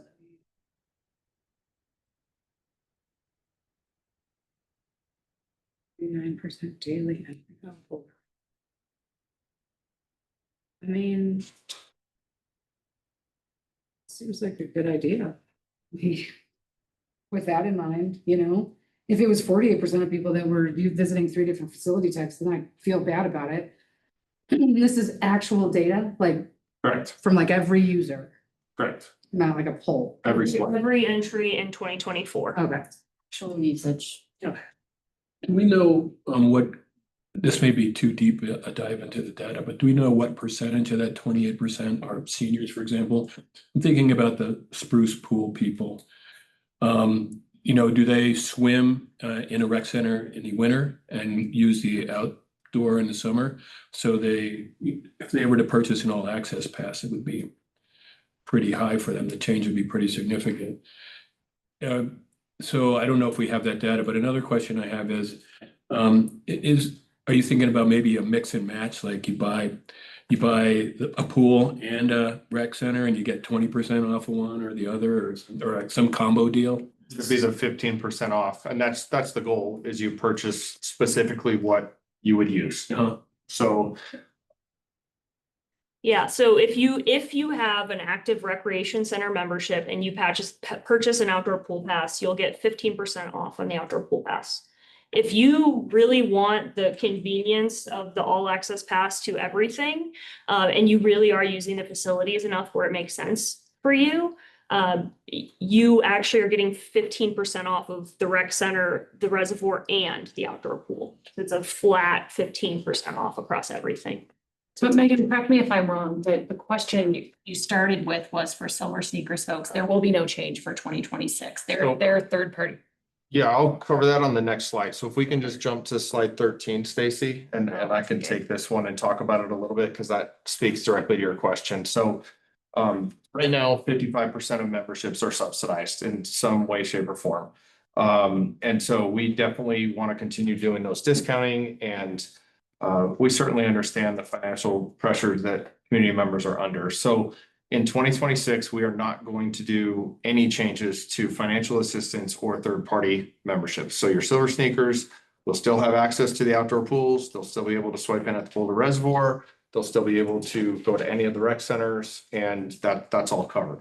In 2026, that's when we'll do the heavy lift, working with our community connectors and working to develop a sliding scale that's equitable and fair based on income. Right now, 60% AMI and below receive free access to our facilities.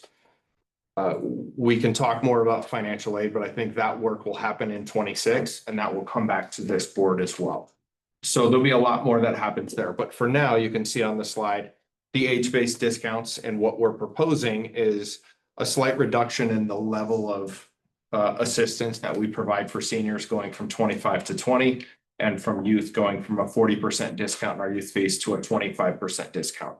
Still significant discounts from our regular fees, but we feel like we really need to rein that in a little bit. The other change that we want to make is aligning ourselves with other communities to consider youth ages 2 to 17. Right now, we have a broader range for what is considered youth. And so we think that an 18-year-old should no longer be considered youth. They should be considered an adult. That aligns with industry standards. So that's one additional change. And then the last big change that we would make as far as subsidy, currently, if you buy a household membership, there is an unlimited number of people that could live in your home, and we would basically allow all of them to join the rec center under one household membership.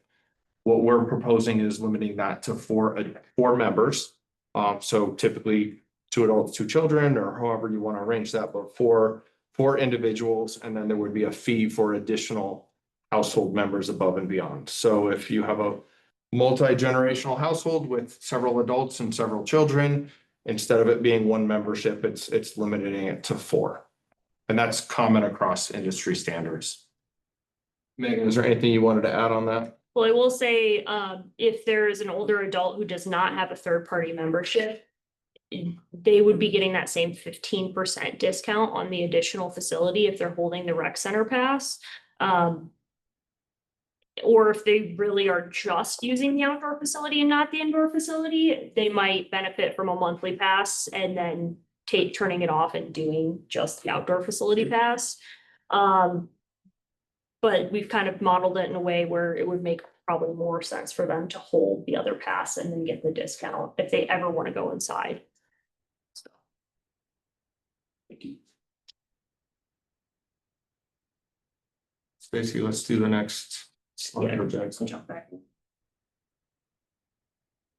So obviously there's a lot of changes we're proposing, and the last slide was a lot of the changes where we're providing subsidy to things. So first, there's some changes to senior and youth wage discounts, right?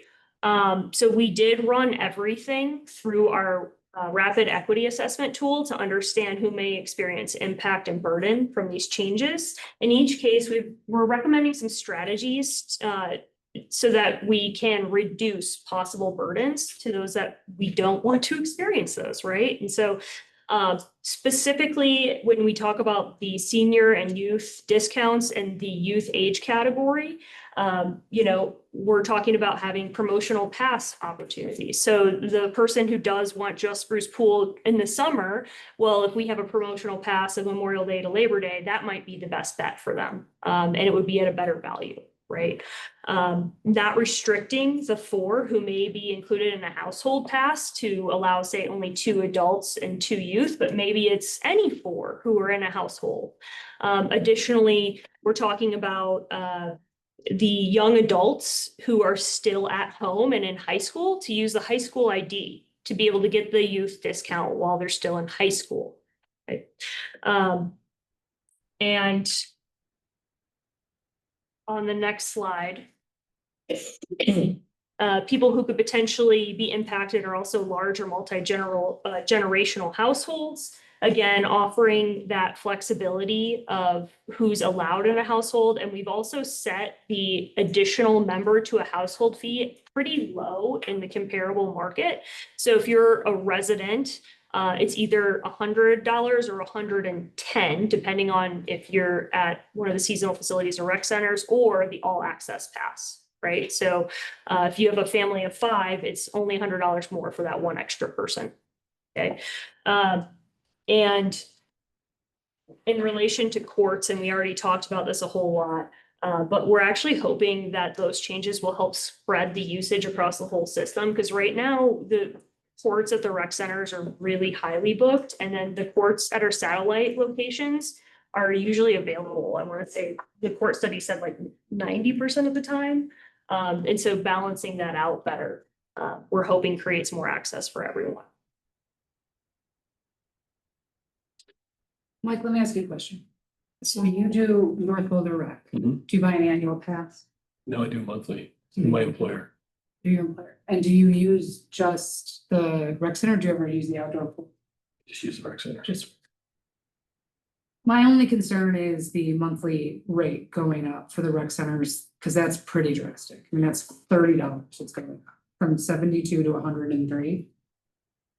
From the existing monthly to the all access monthly?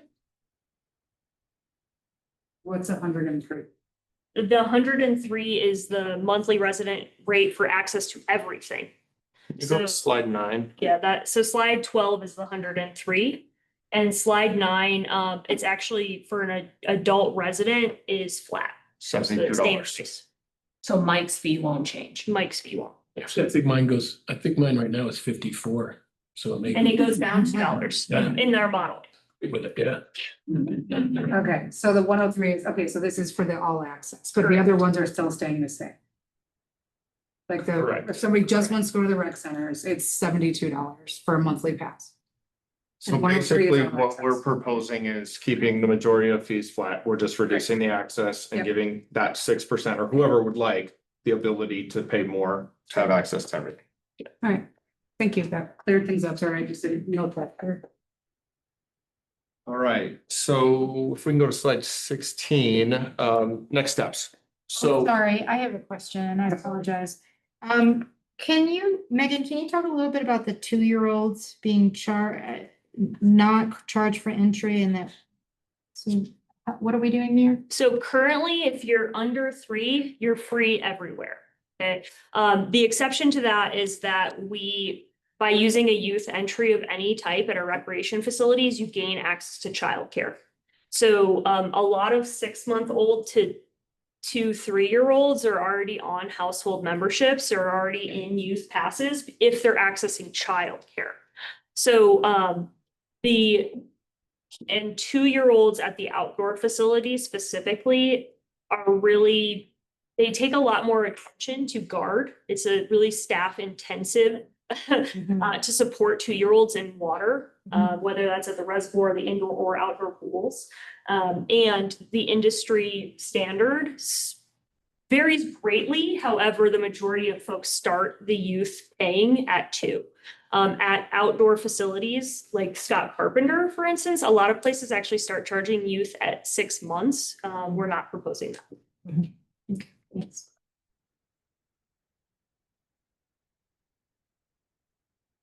All right, so next steps, staff will bring a communication timeline to you in September as well. So that as we start to implement some of these changes, you see our plan to share this information with the public, and we'll give you an update on communications with Boco Pickleball and BTA and other community organizations. We'll also talk about the city manager's proposed budget here next month. So you'll hear quite a bit more in September. October, we'll be bringing you the fee schedule. That's where you'll also see fees for fields, for other reservations, for the golf course, all of our other services that are not addressed through the membership structure. We'll also start to have the public communications in October around the recreation management software that we're implementing. So that will be a transition that will happen November 3rd through the 14th, and then we'll have a full transition over on November 14th with our software for the community, and there is a communication plan already in the works for that. And then that system goes live, as I mentioned, on November 14th, and that's where we'll want to put on sale these new membership options for the public.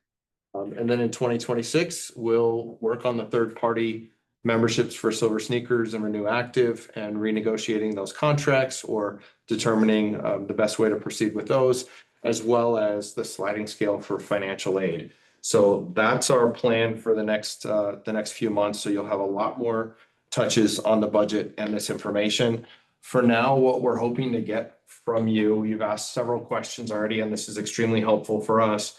The first question that we have is, are you supportive of the structural changes, excuse me, that we're proposing?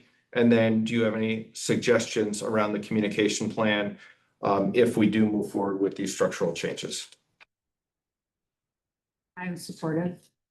And I think that you answered all the questions that I have. Communication planning, you explained that pretty well.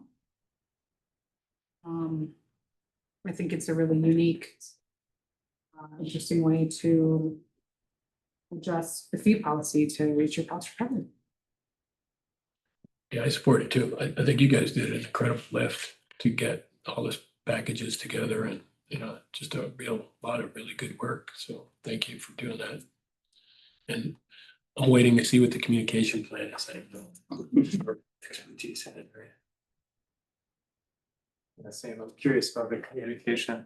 I think I said this my first day here, but I thought it would be really cool just to have a QR code like around all the rec centers, and where you could just take your phone and boom, you just get all that information. And I'm super excited for you all to see the new recreation management software because it is very user friendly. And I think it will simplify people's ability to just jump online and purchase a membership or sign up for a program. It's going to be really convenient and just awesome. Is there like a mobile app associated with it at all, or is that? Yes, there'll be a mobile app. It's mobile friendly first, digitally accessible, future improvements. Awesome. Also very supportive, and I know it's kind of to crunch all these numbers and figure out exactly how this cost structure would work. So great job in doing all of that. I think in terms of the communication, maybe it's good to just think through what are some groups that are going to be impacted. And I don't mean like groups like seniors. I just mean like the type of person who goes to the rec center and goes to the outdoor pools. So they're going to see their membership fee go up. And then just having sort of like a set of strategies around those specific types of people in explaining like, oh, well, you can actually get a 10 punch pass, or like there's ways in which we've actually thought through your specific situation. And we have a couple of solutions that could help your situation out. All right. Yvonne, what do you do? Nope. I mean, I recognize the amount of work. This is extraordinary. And being able to project and the uncertainty and all of this, I understand. And I appreciate that. But my gut tells me that, when I read the packet, the pickleball thing was the biggest concern. Like that was my focus. And I was trying to put myself in the place of, these very active pickleball court users. I'm not one of them, but I was trying to imagine what the potential pushback could be. So I was kind of, Kira, you're much more active in that sport. But you feel, it sounds like there's not going to be a lot of pushback in the community. I'm just not sure. There's two different groups, I think, is the part of the problem. So this affects those members who have a monthly pass to the rec center and are used to booking the course for free. So it seems like there's around 20 individuals where this impacts them greatly. But there's also just a huge number of people who use the pickleball court system that don't have an annual or a monthly pass. And so this actually will improve things just in terms of opening up the court reservation system a bit for them. I think the other thing just to keep in mind is for everyone, the fee going up from $5 to $10, that is a significant change. At the same time, it is under market compared to Boulder pickleball, for instance, and some private facilities. So just keep in mind. Okay. Yeah, so just at a high level, that's my just gut reaction was out of everything, that was the one thing that caused me a little bit of just making sure that we're doing the best, giving the best value. Because as I was reading the materials, I was thinking, it feels, again, it's more of an optics thing. If the facility has a rec center has South Boulder pickleball courts already attached to it, there's an optics of, oh, I'm paying for the rec center and I get pickleball use, cool.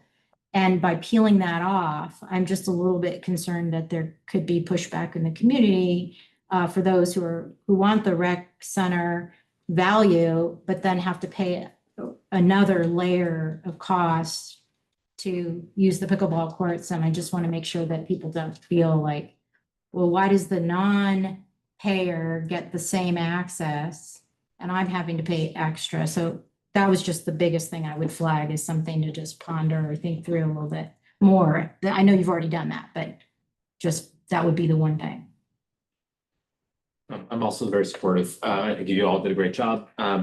I think the area where we're going to hear about it the most is from the Silver Sneaker crowd and other folks getting used to getting a very steep senior discount. And I think you've made the right decision, but I just anticipate that we're going to hear about it. What I think about for the communication plan is making sure that our teammates have really good information for the folks who say, I pay taxes. I don't understand how in Boulder am I having to pay for this service? And I think that our communication plan will have really crisp points to explain that. In fact, no, our taxes are not enough and costs are increasing, and that in giving away this access, that there's an exclusivity that is happening there that is impacting other folks. And our North Star has to be broad-based community benefit. And so I think that I hear you. It's the question. I've asked tons of questions on the courts. It's going to feel like a taking. I do not promise that people will be jumping up and down and excited. I think that we might hear some concerns.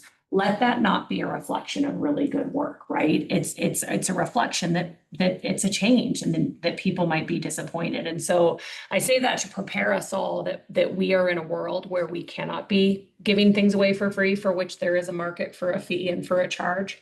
And so I think our communication plan will include making sure the board, our staff, and the community understands it. I don't think folks will like it, but how do we make sure folks understand the need to be really thoughtful about where our fees were moved, because they need to benefit folks who have been prioritized for the community and where our fees appropriate. We get a little elevator speech.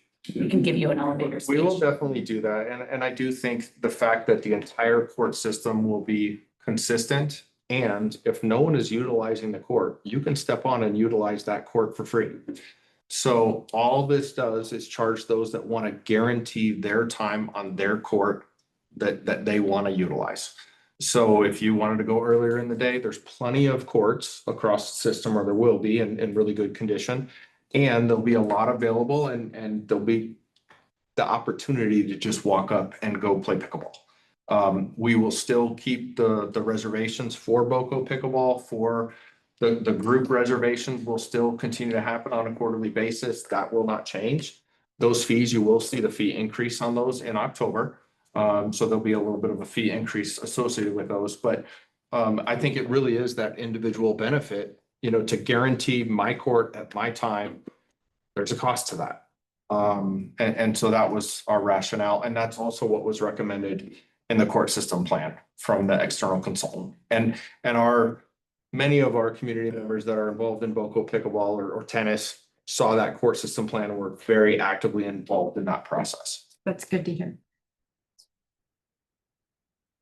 Okay. Budget is next. We have it listed as a matter from the department. I'm sorry, Jackson Heights Business Services Manager. Basically, there's no real update to share. On this Friday, the city manager will be releasing a recommended budget to the community staff, as well as all of the boards. Our intention is to share that out with you. It will be publicly accessible. And then next month, we will highlight what those changes mean for us, what it means for our service levels, and then ask you to recommend the budget and approve the appropriations from the Perm Perks and Recreation Fund.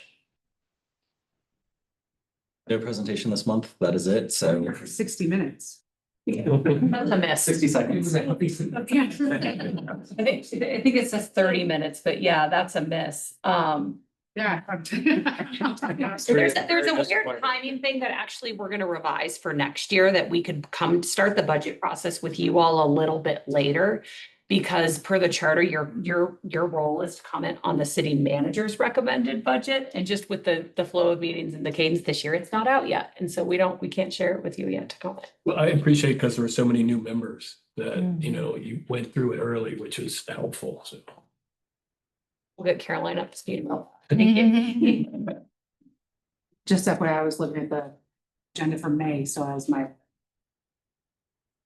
It probably was 60 minutes. I'm guessing it was maybe even longer, but yeah. So Jackson, thank you for that. And we will be sure the minute that is published, there will be a press release out, there will be emails, and we'll just forward that to you all to make it easy so that you're not having to search, all the web pages for all the things. And then your September item, where we will look for your input on that to bring to council, we'll call out very specifically the Parks and Recreation. Best presentation ever. Is there I'm sorry if you already said this, will you be sending that in a little farther in advance? So we have a little time to just digest beforehand, or is it same amount of time? It's just final, right? It'll be final. Yeah, probably the same amount of time. On Friday, we will include a hyperlink to the public facing webpage for the Parks and Rec budget. That has a lot of narrative associated with it. It has the pretty graphs, slightly different colors, but I think we can probably provide a little more context via email in advance of the packet. I'm also just looking at the timeline for the packet, and the week before your next meeting, we will be receiving national accreditation. Great. And so there might be a little bit of wiggle room in the packet, but let me stand by and check with our staff experts. Okay, and get back to you. Congratulations. Yeah, stay tuned. It's not yet, but that'll be big news for September. That's not on their agenda, but it needs to be for September. Is that, are you gonna do like a ribbon Party? cutting? Ribbon cutting the whole system? I don't know how that. Yeah, stay tuned. We will, I can't believe it is not on your future board items, but in September, we will report out on the accreditation. Great. But can you tell us a little bit about why is it so special and Now or in September? now, just what does it mean? It's national industry. Yeah, sure. I guess maybe that feels like a modification of the agenda to answer that question right now. I'm not sure. Okay. So like many industries, police has it, public works has it. I think it exists in the private sector. The Parks and Recreation profession has the Commission for the Accreditation of Parks and Recreation Agencies, or CAPRA. Currently, there are 154 standards that to achieve accreditation, you have to achieve over 140 of them. And the standards are organized around administration, facility and land use, planning, fiscal practices, human resources practices, risk and safety. There's a whole chapter on outcomes and innovation. Our department decided in 2023 to achieve this accreditation. It was a major source of work in 2024. We hit submit on all of our standards, meaning for a standard, like you show that you have a revenue policy. So we show the thoughtful work we've done to develop a fee policy. In March, we had a team of trained reviewers from around the country, 3 folks who came here. They looked at the standards, they talked to folks who developed them. They looked for actually beyond what we submitted to see if we actually use it by looking at staff training logs, Parks and Rec Advisory Board logs. And they offer a recommendation. And at the conference in 3 weeks, we'll have a hearing where the commission actually will review all of these materials. And then depending upon their findings, will be one of less than 2% of agencies all over the country that have achieved this. That is pretty amazing. Big deal. That is a big deal. It's a really big deal. For us, we've said all along, and we can show you some of them. Actually, Jackson's got it on his computer, but we've said all along that this is about 3 things. One, our mission is high quality parks and recreation, and CAPRA is the definition of high quality in our industry. And so it's a way to show the community that we are a high performing agency and hope instill voter confidence at the ballot. So when you ask, what does it mean? It is also for us, there's some folks, some of our teammates in that picture. It is about development. And so our employees were engaged every step of the way in helping demonstrate accreditation. It will help as we onboard new employees. They can go to One Stop, our library, and learn about really all of our highest and most important policies. And then third, we've got a trail in that picture because it's about continuous improvement. So accreditation is not a one-stop thing. It could be, you could get accredited once and then never do it again. We're committed. We've done debriefs of the process and our team finds incredible value in it, as do I. So we will continue to get reaccredited every 5 years. And to get reaccredited, you can't just up the date on a document. You have to show continuous improvement. You have to achieve all of the standards. So when we go back for reaccreditation, we'll have to have achieved all of the standards. And so why it's important for our team is for that growth, for the development. Why it's important for the community, we believe, is that it shows that we are a high performing, well-organized department that you want to support at the ballot, in the ways that shows up in engaging in projects. And really, we know this community has high expectations, and we think it's a way to show that we meet them. It's fantastic. Jenny and I attended a dinner drinks thing with some of the inspectors, and they're here in March. And it was great to meet folks from other agencies who were here system, and they're clearly quite impressed with Ally and the department. Yeah, very cool. So it was great to be part of that. Yeah. Way to be here for the exciting part at the end. But This is the easy part. yeah, that's just the beginning part was definitely harder, but it was, you guys have done a lot of good work in order to get there. So thank you so much. Our team's amazing. Okay, next we have safe and managed public spaces. Yes, my teammate is going to drive for me. So this item, safe and managed public spaces, this item is on your agenda per the request of the board. So safe and managed public spaces is the city's strategy for addressing the symptoms of homelessness in our parks. This is just an informational item. It was calendared with the agenda committee. I'll note that this is separate from the homelessness strategy. That is the purview of city council. They actually just discussed this topic on August 14th. And I'm thinking that in your September packet, I'd be happy, or I can forward you the link to the update to the 2017 homelessness strategy. So I am going to real quick, my trusty teammate here, thank you. I'll get notes, and I'm going to look at a timer to make sure that I stay on track.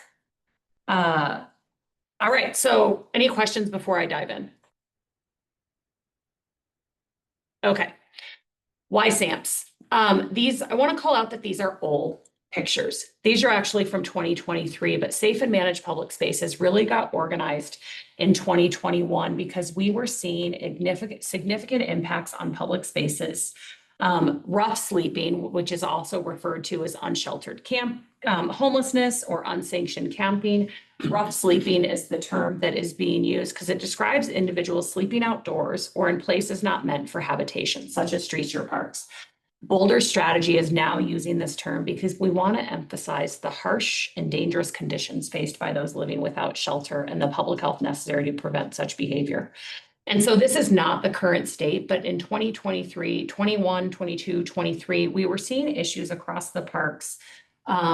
If you could go to the next slide, Stacy. We were seeing issues related to people living outdoors. There were fire hazards, biohazards in public spaces, trash impacts, concerns for the health and safety of city staff and community members, impacts on police resources, some associated crime, and really specifically victimization among members of our homeless community. And then just harm to the environment, to community, and to members. And so the city is working very hard to end homelessness in our community, and Safe and Managed Public Spaces has some adjacencies. There's a Venn diagram, but generally this work really is about mitigating the impacts of sleeping outside on our system. And so if you go to the next slide. Those are just, I talked about the key takeaway that it's really trying to address the symptoms of homelessness. Safe and Managed Public Spaces alone will not solve homelessness. Sometimes the work is criticized for not solving homelessness. And just to be clear, that's not the goal.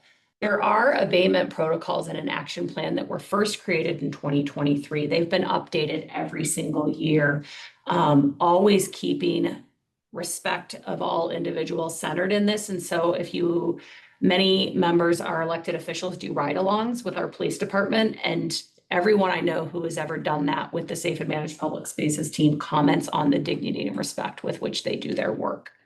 I say preliminary results. We're 4 years in actually to these programs, and we have seen results. We've seen incredible improvements, and we still have challenges.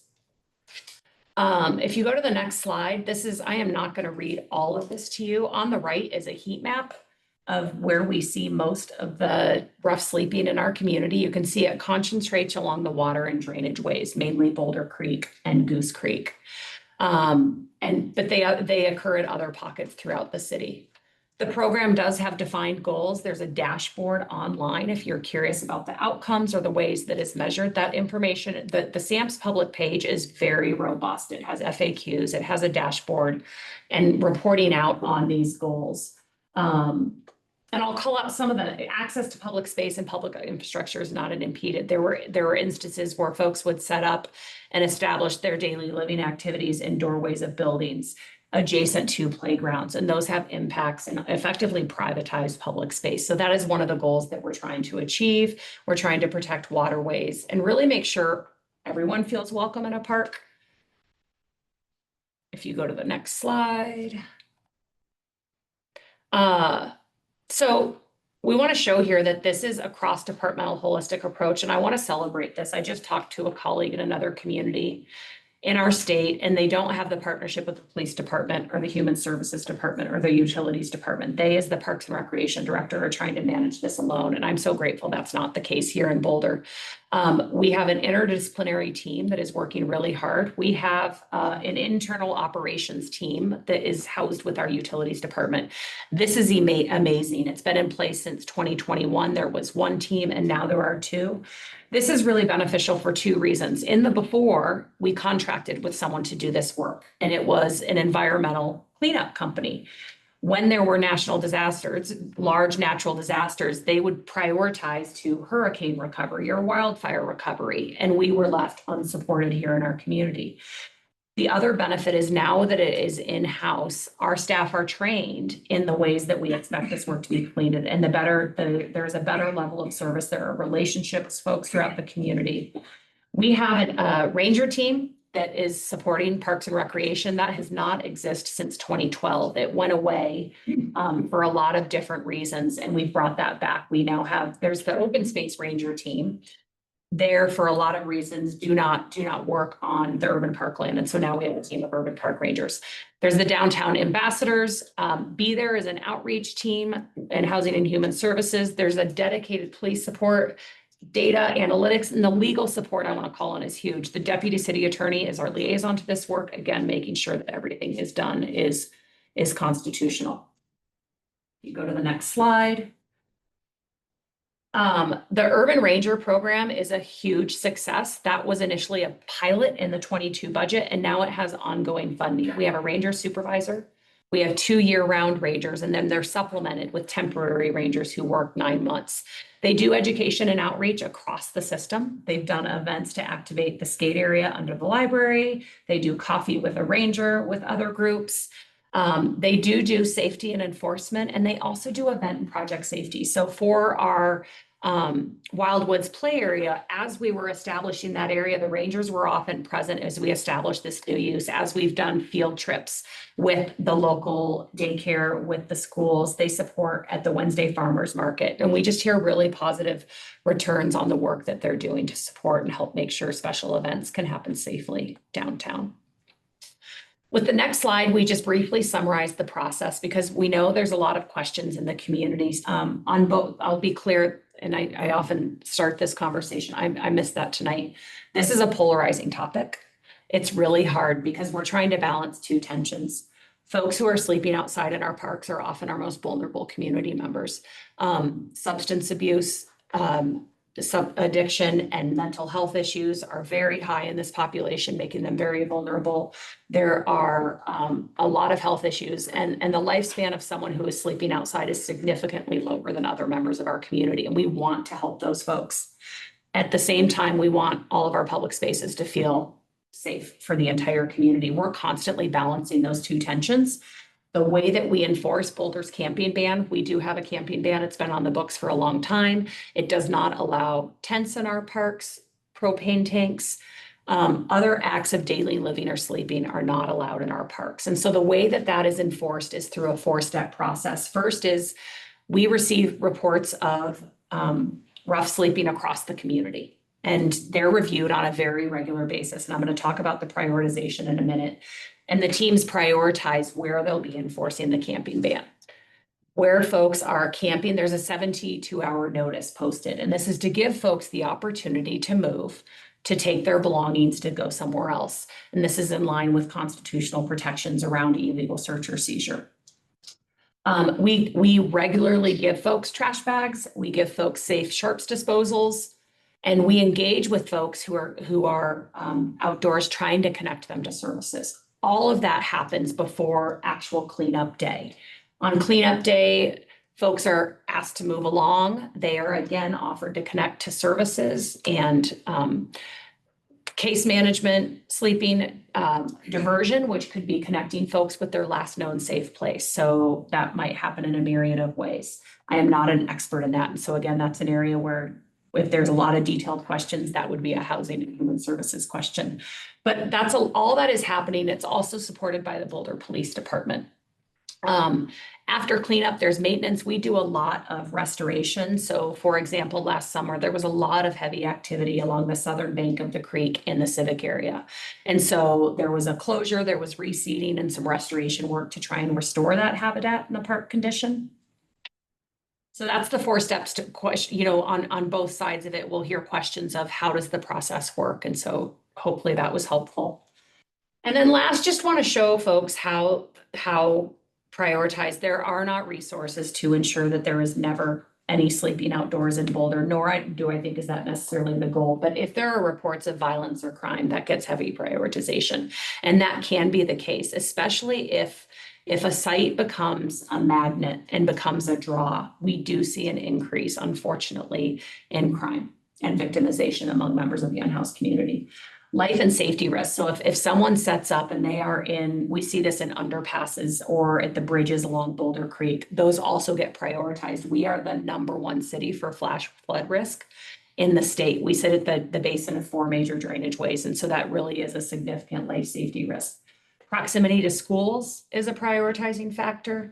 Impact on livability, the size, repeat locations, all of those are factored in, and you can see the 3 areas that have the stars that I talked about the most. And so based upon that prioritization and known where there is camping, that's how the work is addressed. And so sometimes you might hear in the community, why isn't this being addressed? And it's a tent in the middle of undeveloped Valmont City Park. You can see why that wouldn't be prioritized among the sites that we might be dealing with. I missed a slide. Next slide. I was gonna show the goals. I didn't get to that. This slide is about the issues we're still having. I meant to include a slide showing you some of the current success measures. I will tell you that both from the feedback we're hearing, coupled with the wild woods, I'm pointing to Mike, right? He highlighted that area. We know that the number one way to drive positive use in a park is positive activity, and Wildwoods is really helping with that, as it is the intention with the entire civic area project, that we can reactivate that park and make it a vibrant place that is driving economic vitality, community connection, nature connection. But this is from the 2025 strategy that council just talked about. So one of the strategies is around clear boundaries to prevent rough sleeping, to promote health and safety for everyone in the city of Boulder. And so these are 4 prongs of what that might look like. Could look like reimagining. What does it look like to engage with folks? Current statistics are it takes a whole lot of touches to get someone to engage with services. How could we reimagine that and help with success there to get folks out of sleeping outside? We want to expand dedicated capacity to get folks to return to safe housing. That's what I talked about. If someone's last known safe place, how could we help them get there? Whether it's with a family member, whether it's in a different location. We want to continue to communicate clear boundaries on our expectations for behaviors in public spaces. Some of that we're doing through the Civic Area Project, and I can say more about that. But also we just want to keep building on this safe and managed public spaces model to enforce the camping prohibition with city limits. All right, that's the overview. I don't have any more ghost slides. Any questions? That was a really good overview. What about other stuff besides unhoused populations? And like North Boulder Park seems to have these gatherings every once in a while. Summer shenanigans. Yeah. Is what I call that in Boulder Park. So. Kids riding electric, those powered bikes through it. Yeah.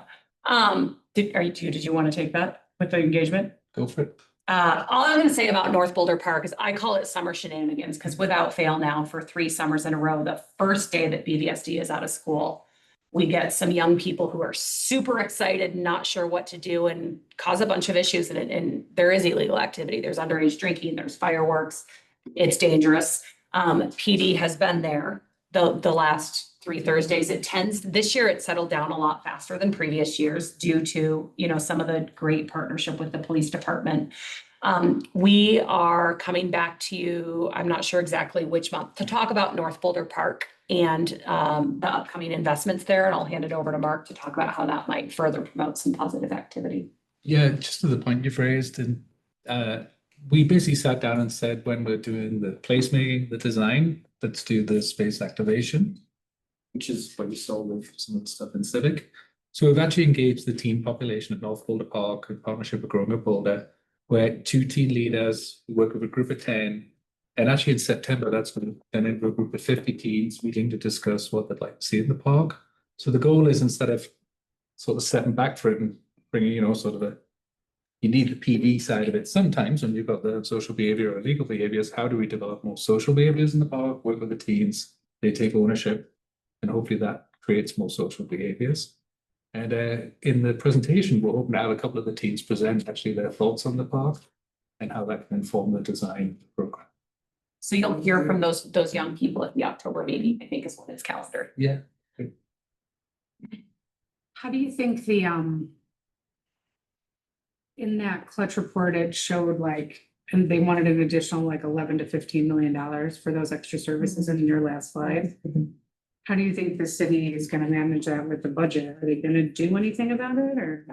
I mean, Is Sam's part of that additional money? so the additional funding, and this is where we're teeter on beyond my expertise, right? So if there's a lot of interest in this, we'll have to figure out the best way to get you up to speed. But what I read all of those materials and listened to the city council conversation, and so I'm gonna parrot what I heard my colleagues say. The strategy is a roadmap and now we can work towards funding. You can work with regional partners. That's really can be a key to additional funding, and we can work towards conversations and identifying additional funding, or as we develop future budgets, trade-offs. If this is really important and a priority, where might we reduce funding so that there's additional funding available?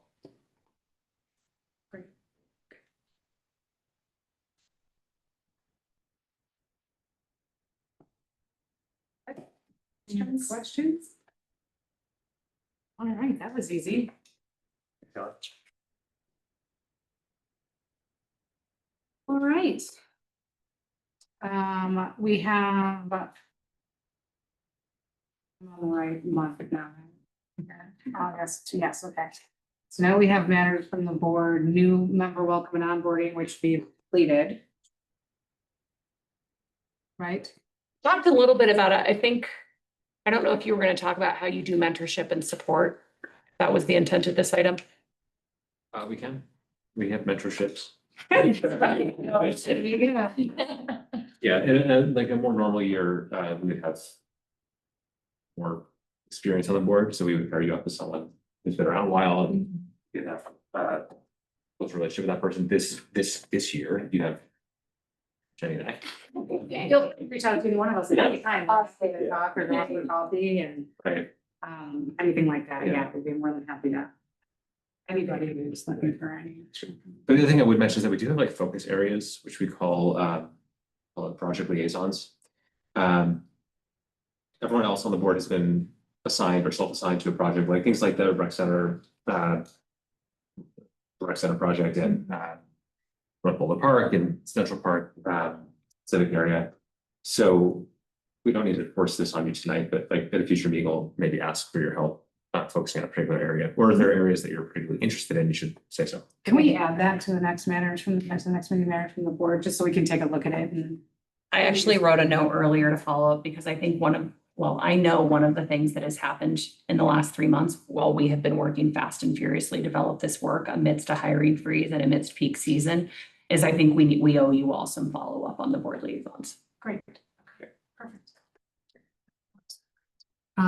Yeah, and those are really the two things. Otherwise, you could general introductions and you have all the packets. Yeah. You'll get a name tag and another name tag, you'll get a hat and all a bunch of swag. Fanny packs. Yeah. Excited. I feel welcomed and supported and mentored. So thank you all. Great, okay, great. 3 days in. Yeah, I know everything. Yeah.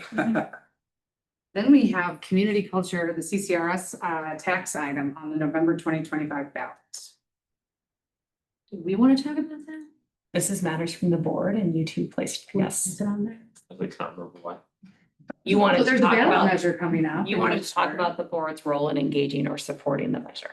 I can withdraw this item. I'm not prepared to have that conversation. I can talk about it briefly. So there is a CCRS tax that currently exists that's coming back onto the ballot for an extension. It'll be on the ballot in November.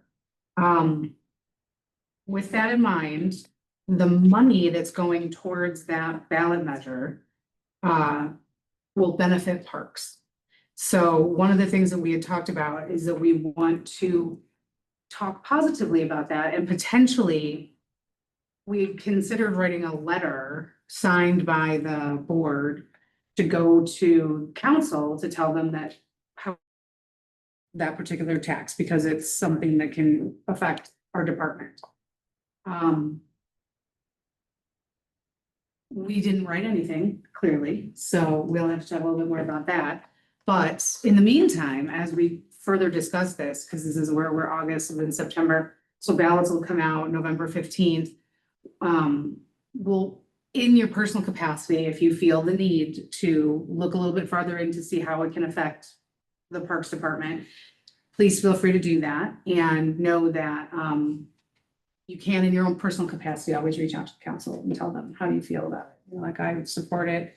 And if there's any further information that you would need about it, they can reach out. Is there staff? Is there somebody on staff? Yes, and you can tell us, right, like how much of our budget comes from CCRS? I can tell you that as soon as it's on the ballot, we can't provide staff opinion on it. We can provide you facts behind it. You're asking how much of our current funding comes from CCRS. So current funding, 54 million plus or minus a few dollars. 54 million in the entire budget. Over the 6-year CIP, it includes funding for Civic Area Phase 2, the East Boulder Community Center renovation, and Pearl Street Mall. So clearly very important. Parks Department is a CCRS tax, so we would like that ballot measure to pass. I don't foresee any, there may be anti-ballot measures coming out for something like this. I've not heard anything about that, but that happens sometimes. So, I mean, best thing would be just to educate yourself on what it is, decide if you think that it's something that should pass, and then if you feel obligated to, as a group to write the council, we can absolutely do that. If you feel obligated on your personal behalf to do that, please feel free to do so. But no, as Jackson said, that's $54 million that goes to our budget over the next 6 years. We really would like that to. And how long is the extension that's proposed? Perpetuity. Perpetuity, I thought, yeah. can I offer a point of process clarification? Council has already approved this. It is going to the ballot. So in our community, there's 2 ways something can go to the ballot. Council can refer an item or the community can. So council has already made that positive referral. I thought your conversation was about how you wanted to talk to the community and if you were going to write something for the paper or other media items. I think you're right, and I'm not prepared to. No, that's fine. I wanted to clarify that I think certainly after, should it pass, you might want to weigh in with how the dollars are spent. The question before the community now is, do we want to approve this extension? It's an extension of existing tax and in perpetuity. And to build on Jackson's point for awareness, we are a council manager form of government. We are the executive branch. Ours is to do. And so it would be a violation of our code of conduct and ethics to weigh in on the appropriateness of a ballot measure. Like, so if someone were to say, hey, Allie, should I vote for that? As director of Parks and Recreation, I wouldn't offer comment. If I'm sitting on the sidewalk in my neighborhood, right, that's a different question. What we as city staff can do can answer factual questions like, how much does it currently support? What projects might it support in the future? And so I think the interest is sometimes you mentioned there might be groups organized against it. We can't advocate for it. And that's where often community partners come alongside and are helpful. So for example, I would expect that Play is talking about as our nonprofit partner, how they might support the CCRS conversation. Right. So does that mean that you need board members to potentially write for the Daily Camera or something to sort of counter any I think that's up to us. Yeah, so we have the opportunity as a group to say like, we would like to do something like that for the Daily Camera or whomever. You can always do it as an individual. Right. So I guess we could put that question to the board is like, would that be something we want to do? Well, I'm not familiar enough. Have we seen No, not yet. Okay, so I would say we want to react to something that comes out, I would assume, and, explain why the benefits, like Alan was saying. Or advocate for it. Yeah, right. I mean, maybe the conversation might really react in. Well, I guess that's what I mean, like, if we start to see some traction with negative, Well, I mean, there's already people are gonna vote against it. There will be people that don't want to extend this tax. It's been perpetuity, so some people don't like that.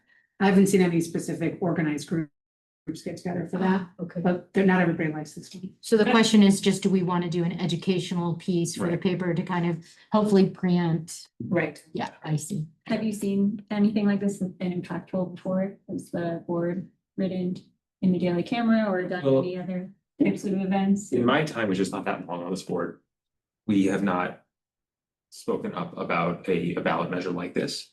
However, in my first year, we did get involved in advocating, we got involved in a procedural question about a potential new historic preservation district in Central Park.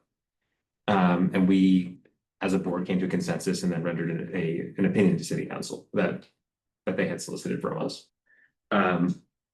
So that was within the sphere of city government. That was not like the public sphere, but I do think that like the board at that time did a good job of having a thoughtful conversation, came to a consensus opinion, and then were persuasive in why we felt the way we felt, and indeed the City Council ultimately agreed with us.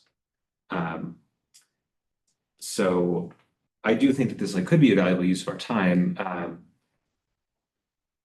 Why But don't it we, may be let's table it, because Sure. even in September, when we come back, if we decide to do something then, that still gives us a couple of weeks to get something into, if we wanted to write something.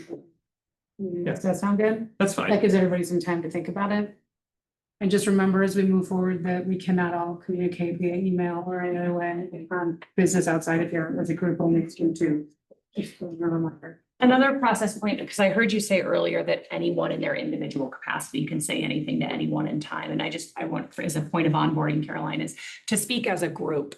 You all have to agree to something, and Ways Per Boards has done that in the past, is delegate to 2 people. You're our committee to write something and we authorize you to, publish it without us reviewing it. Or you could delegate to 2 people to draft something to bring to your September meeting. That's the way that resolution in 21 was developed. It's the way I think the historic district piece was done it because of open meetings requirements and sunshine's laws. The 7 of you can't draft something in between a meeting, right? And so that's typically the way something like that is done, is that folks select 2 people to be their representatives and then do the work to either speak on behalf of the board or draft something for the board. Thank you. Before we say, does anyone else have any questions about the CCRS tax or what we might do here? It expires in 30, right? Correct. Okay. Is it 30 or 32? We'll have to double check. I think it's 3. And I'm also wrong on my number, so we'll get you the revised number next month. It's closer to 65 million. Okay. And it is like 0.25 cents, right? That's the. No, it's more than that. You're asking way too many details. Well, Just on I want to note one other timeline perspective is that election day is the first Tuesday in November. Ballots are published in the second week of October, I think. And so just from a timing perspective, you might want to consider that. Any other questions? I mean, with this in mind, do we want to just, since we're all here, appoint 2 people to consider this? Does anybody want to step up to? Honestly, I don't think that Rob and I can write it.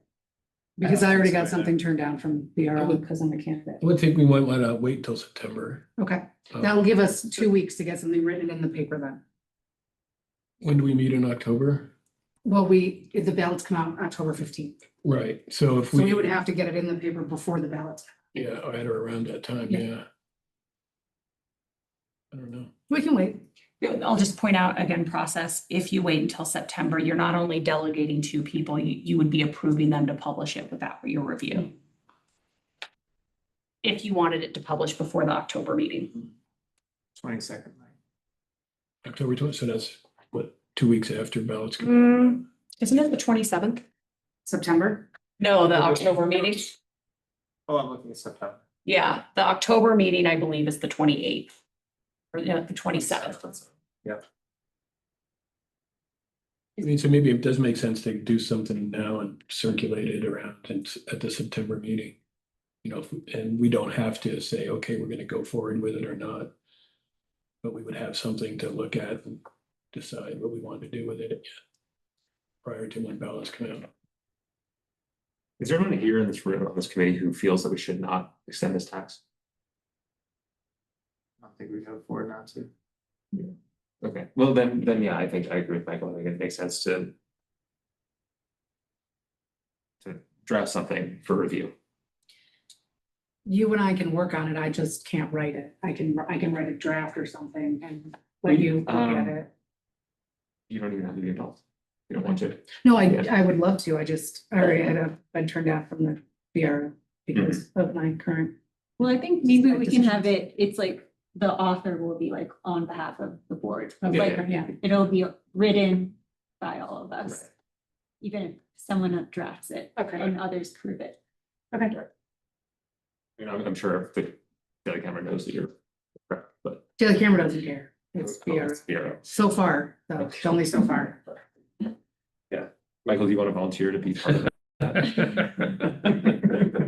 I can work on it with you if you want to try. Okay. Okay. Staff can help with that. Facts, okay. I like writing stuff. And if you decide you want to hand it to me instead of typing it yourself, just let me know. You got it. Okay, thanks, guys, for putting up with our Yes. fumbling on that. Sorry. Okay, and then we have Crab Matters. And, Crab matters from the board. This portion of the meeting is for members of the board to report on Crab's annual work goals of each member, attending 2 or more parks and recreation related community activities per month, promoting parks and recreation through social media, attending site tours, and supporting the department's partnership initiatives. What items would board members like to report on at this time? Or paddleboarding. Good job. Attended some parks. Rocky Mountain Paddleboard was a great experience. Got some of their new little popsicle things that they're selling. Yeah, it was great. Oh, at the main building. At the main building, Nice. yeah. Yeah, love it. And looking at these fees and getting the watercraft for my paddleboard. I'm in next year. That was awesome. Cool. Great experience. I will speak briefly to play. We are, Ally mentioned it earlier, having that golf outing on September 12th. It's gonna be very exciting. We are nearly full on our registrations. I think we have 1 or 2 foursomes left available.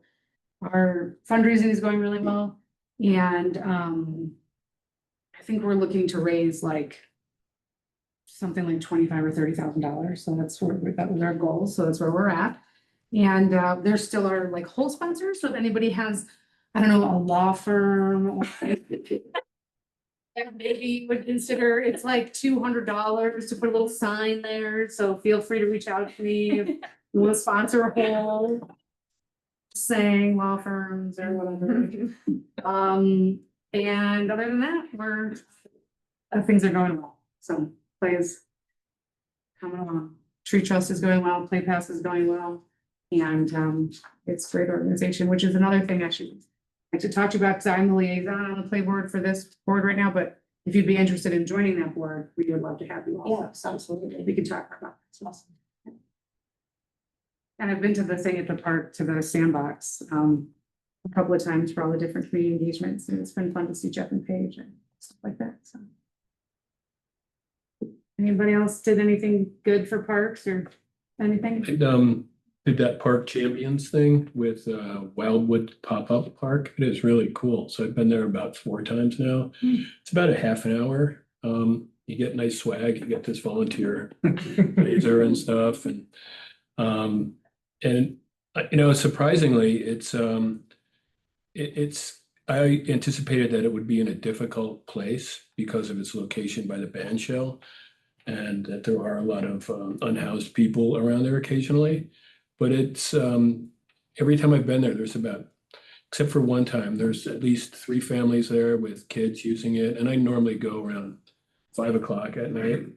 So, you know, they're playing with sticks, building little forts, and you know, I'd recommend it if anybody's interested in it, because it's feel really good. You pick up, you know, not much trash, but it clean the place up and get it ready to be used again. And people are really friendly. Even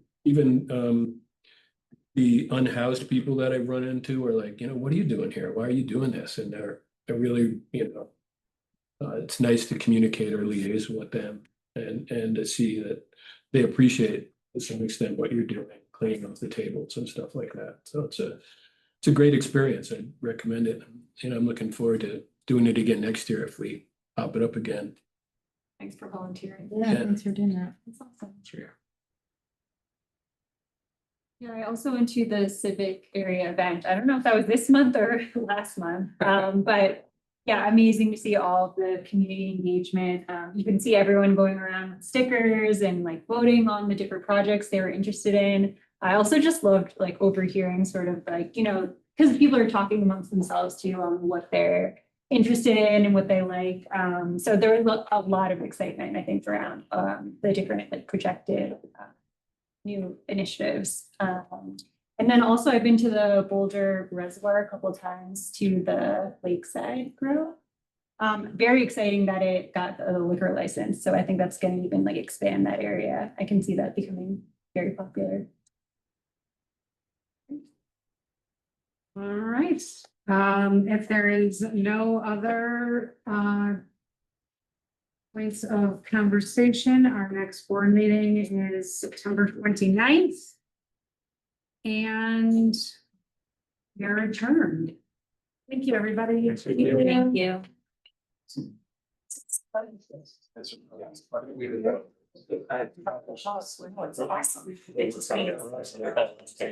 And for the student health study session. Oh, that's. Got dinner ready for you. Better.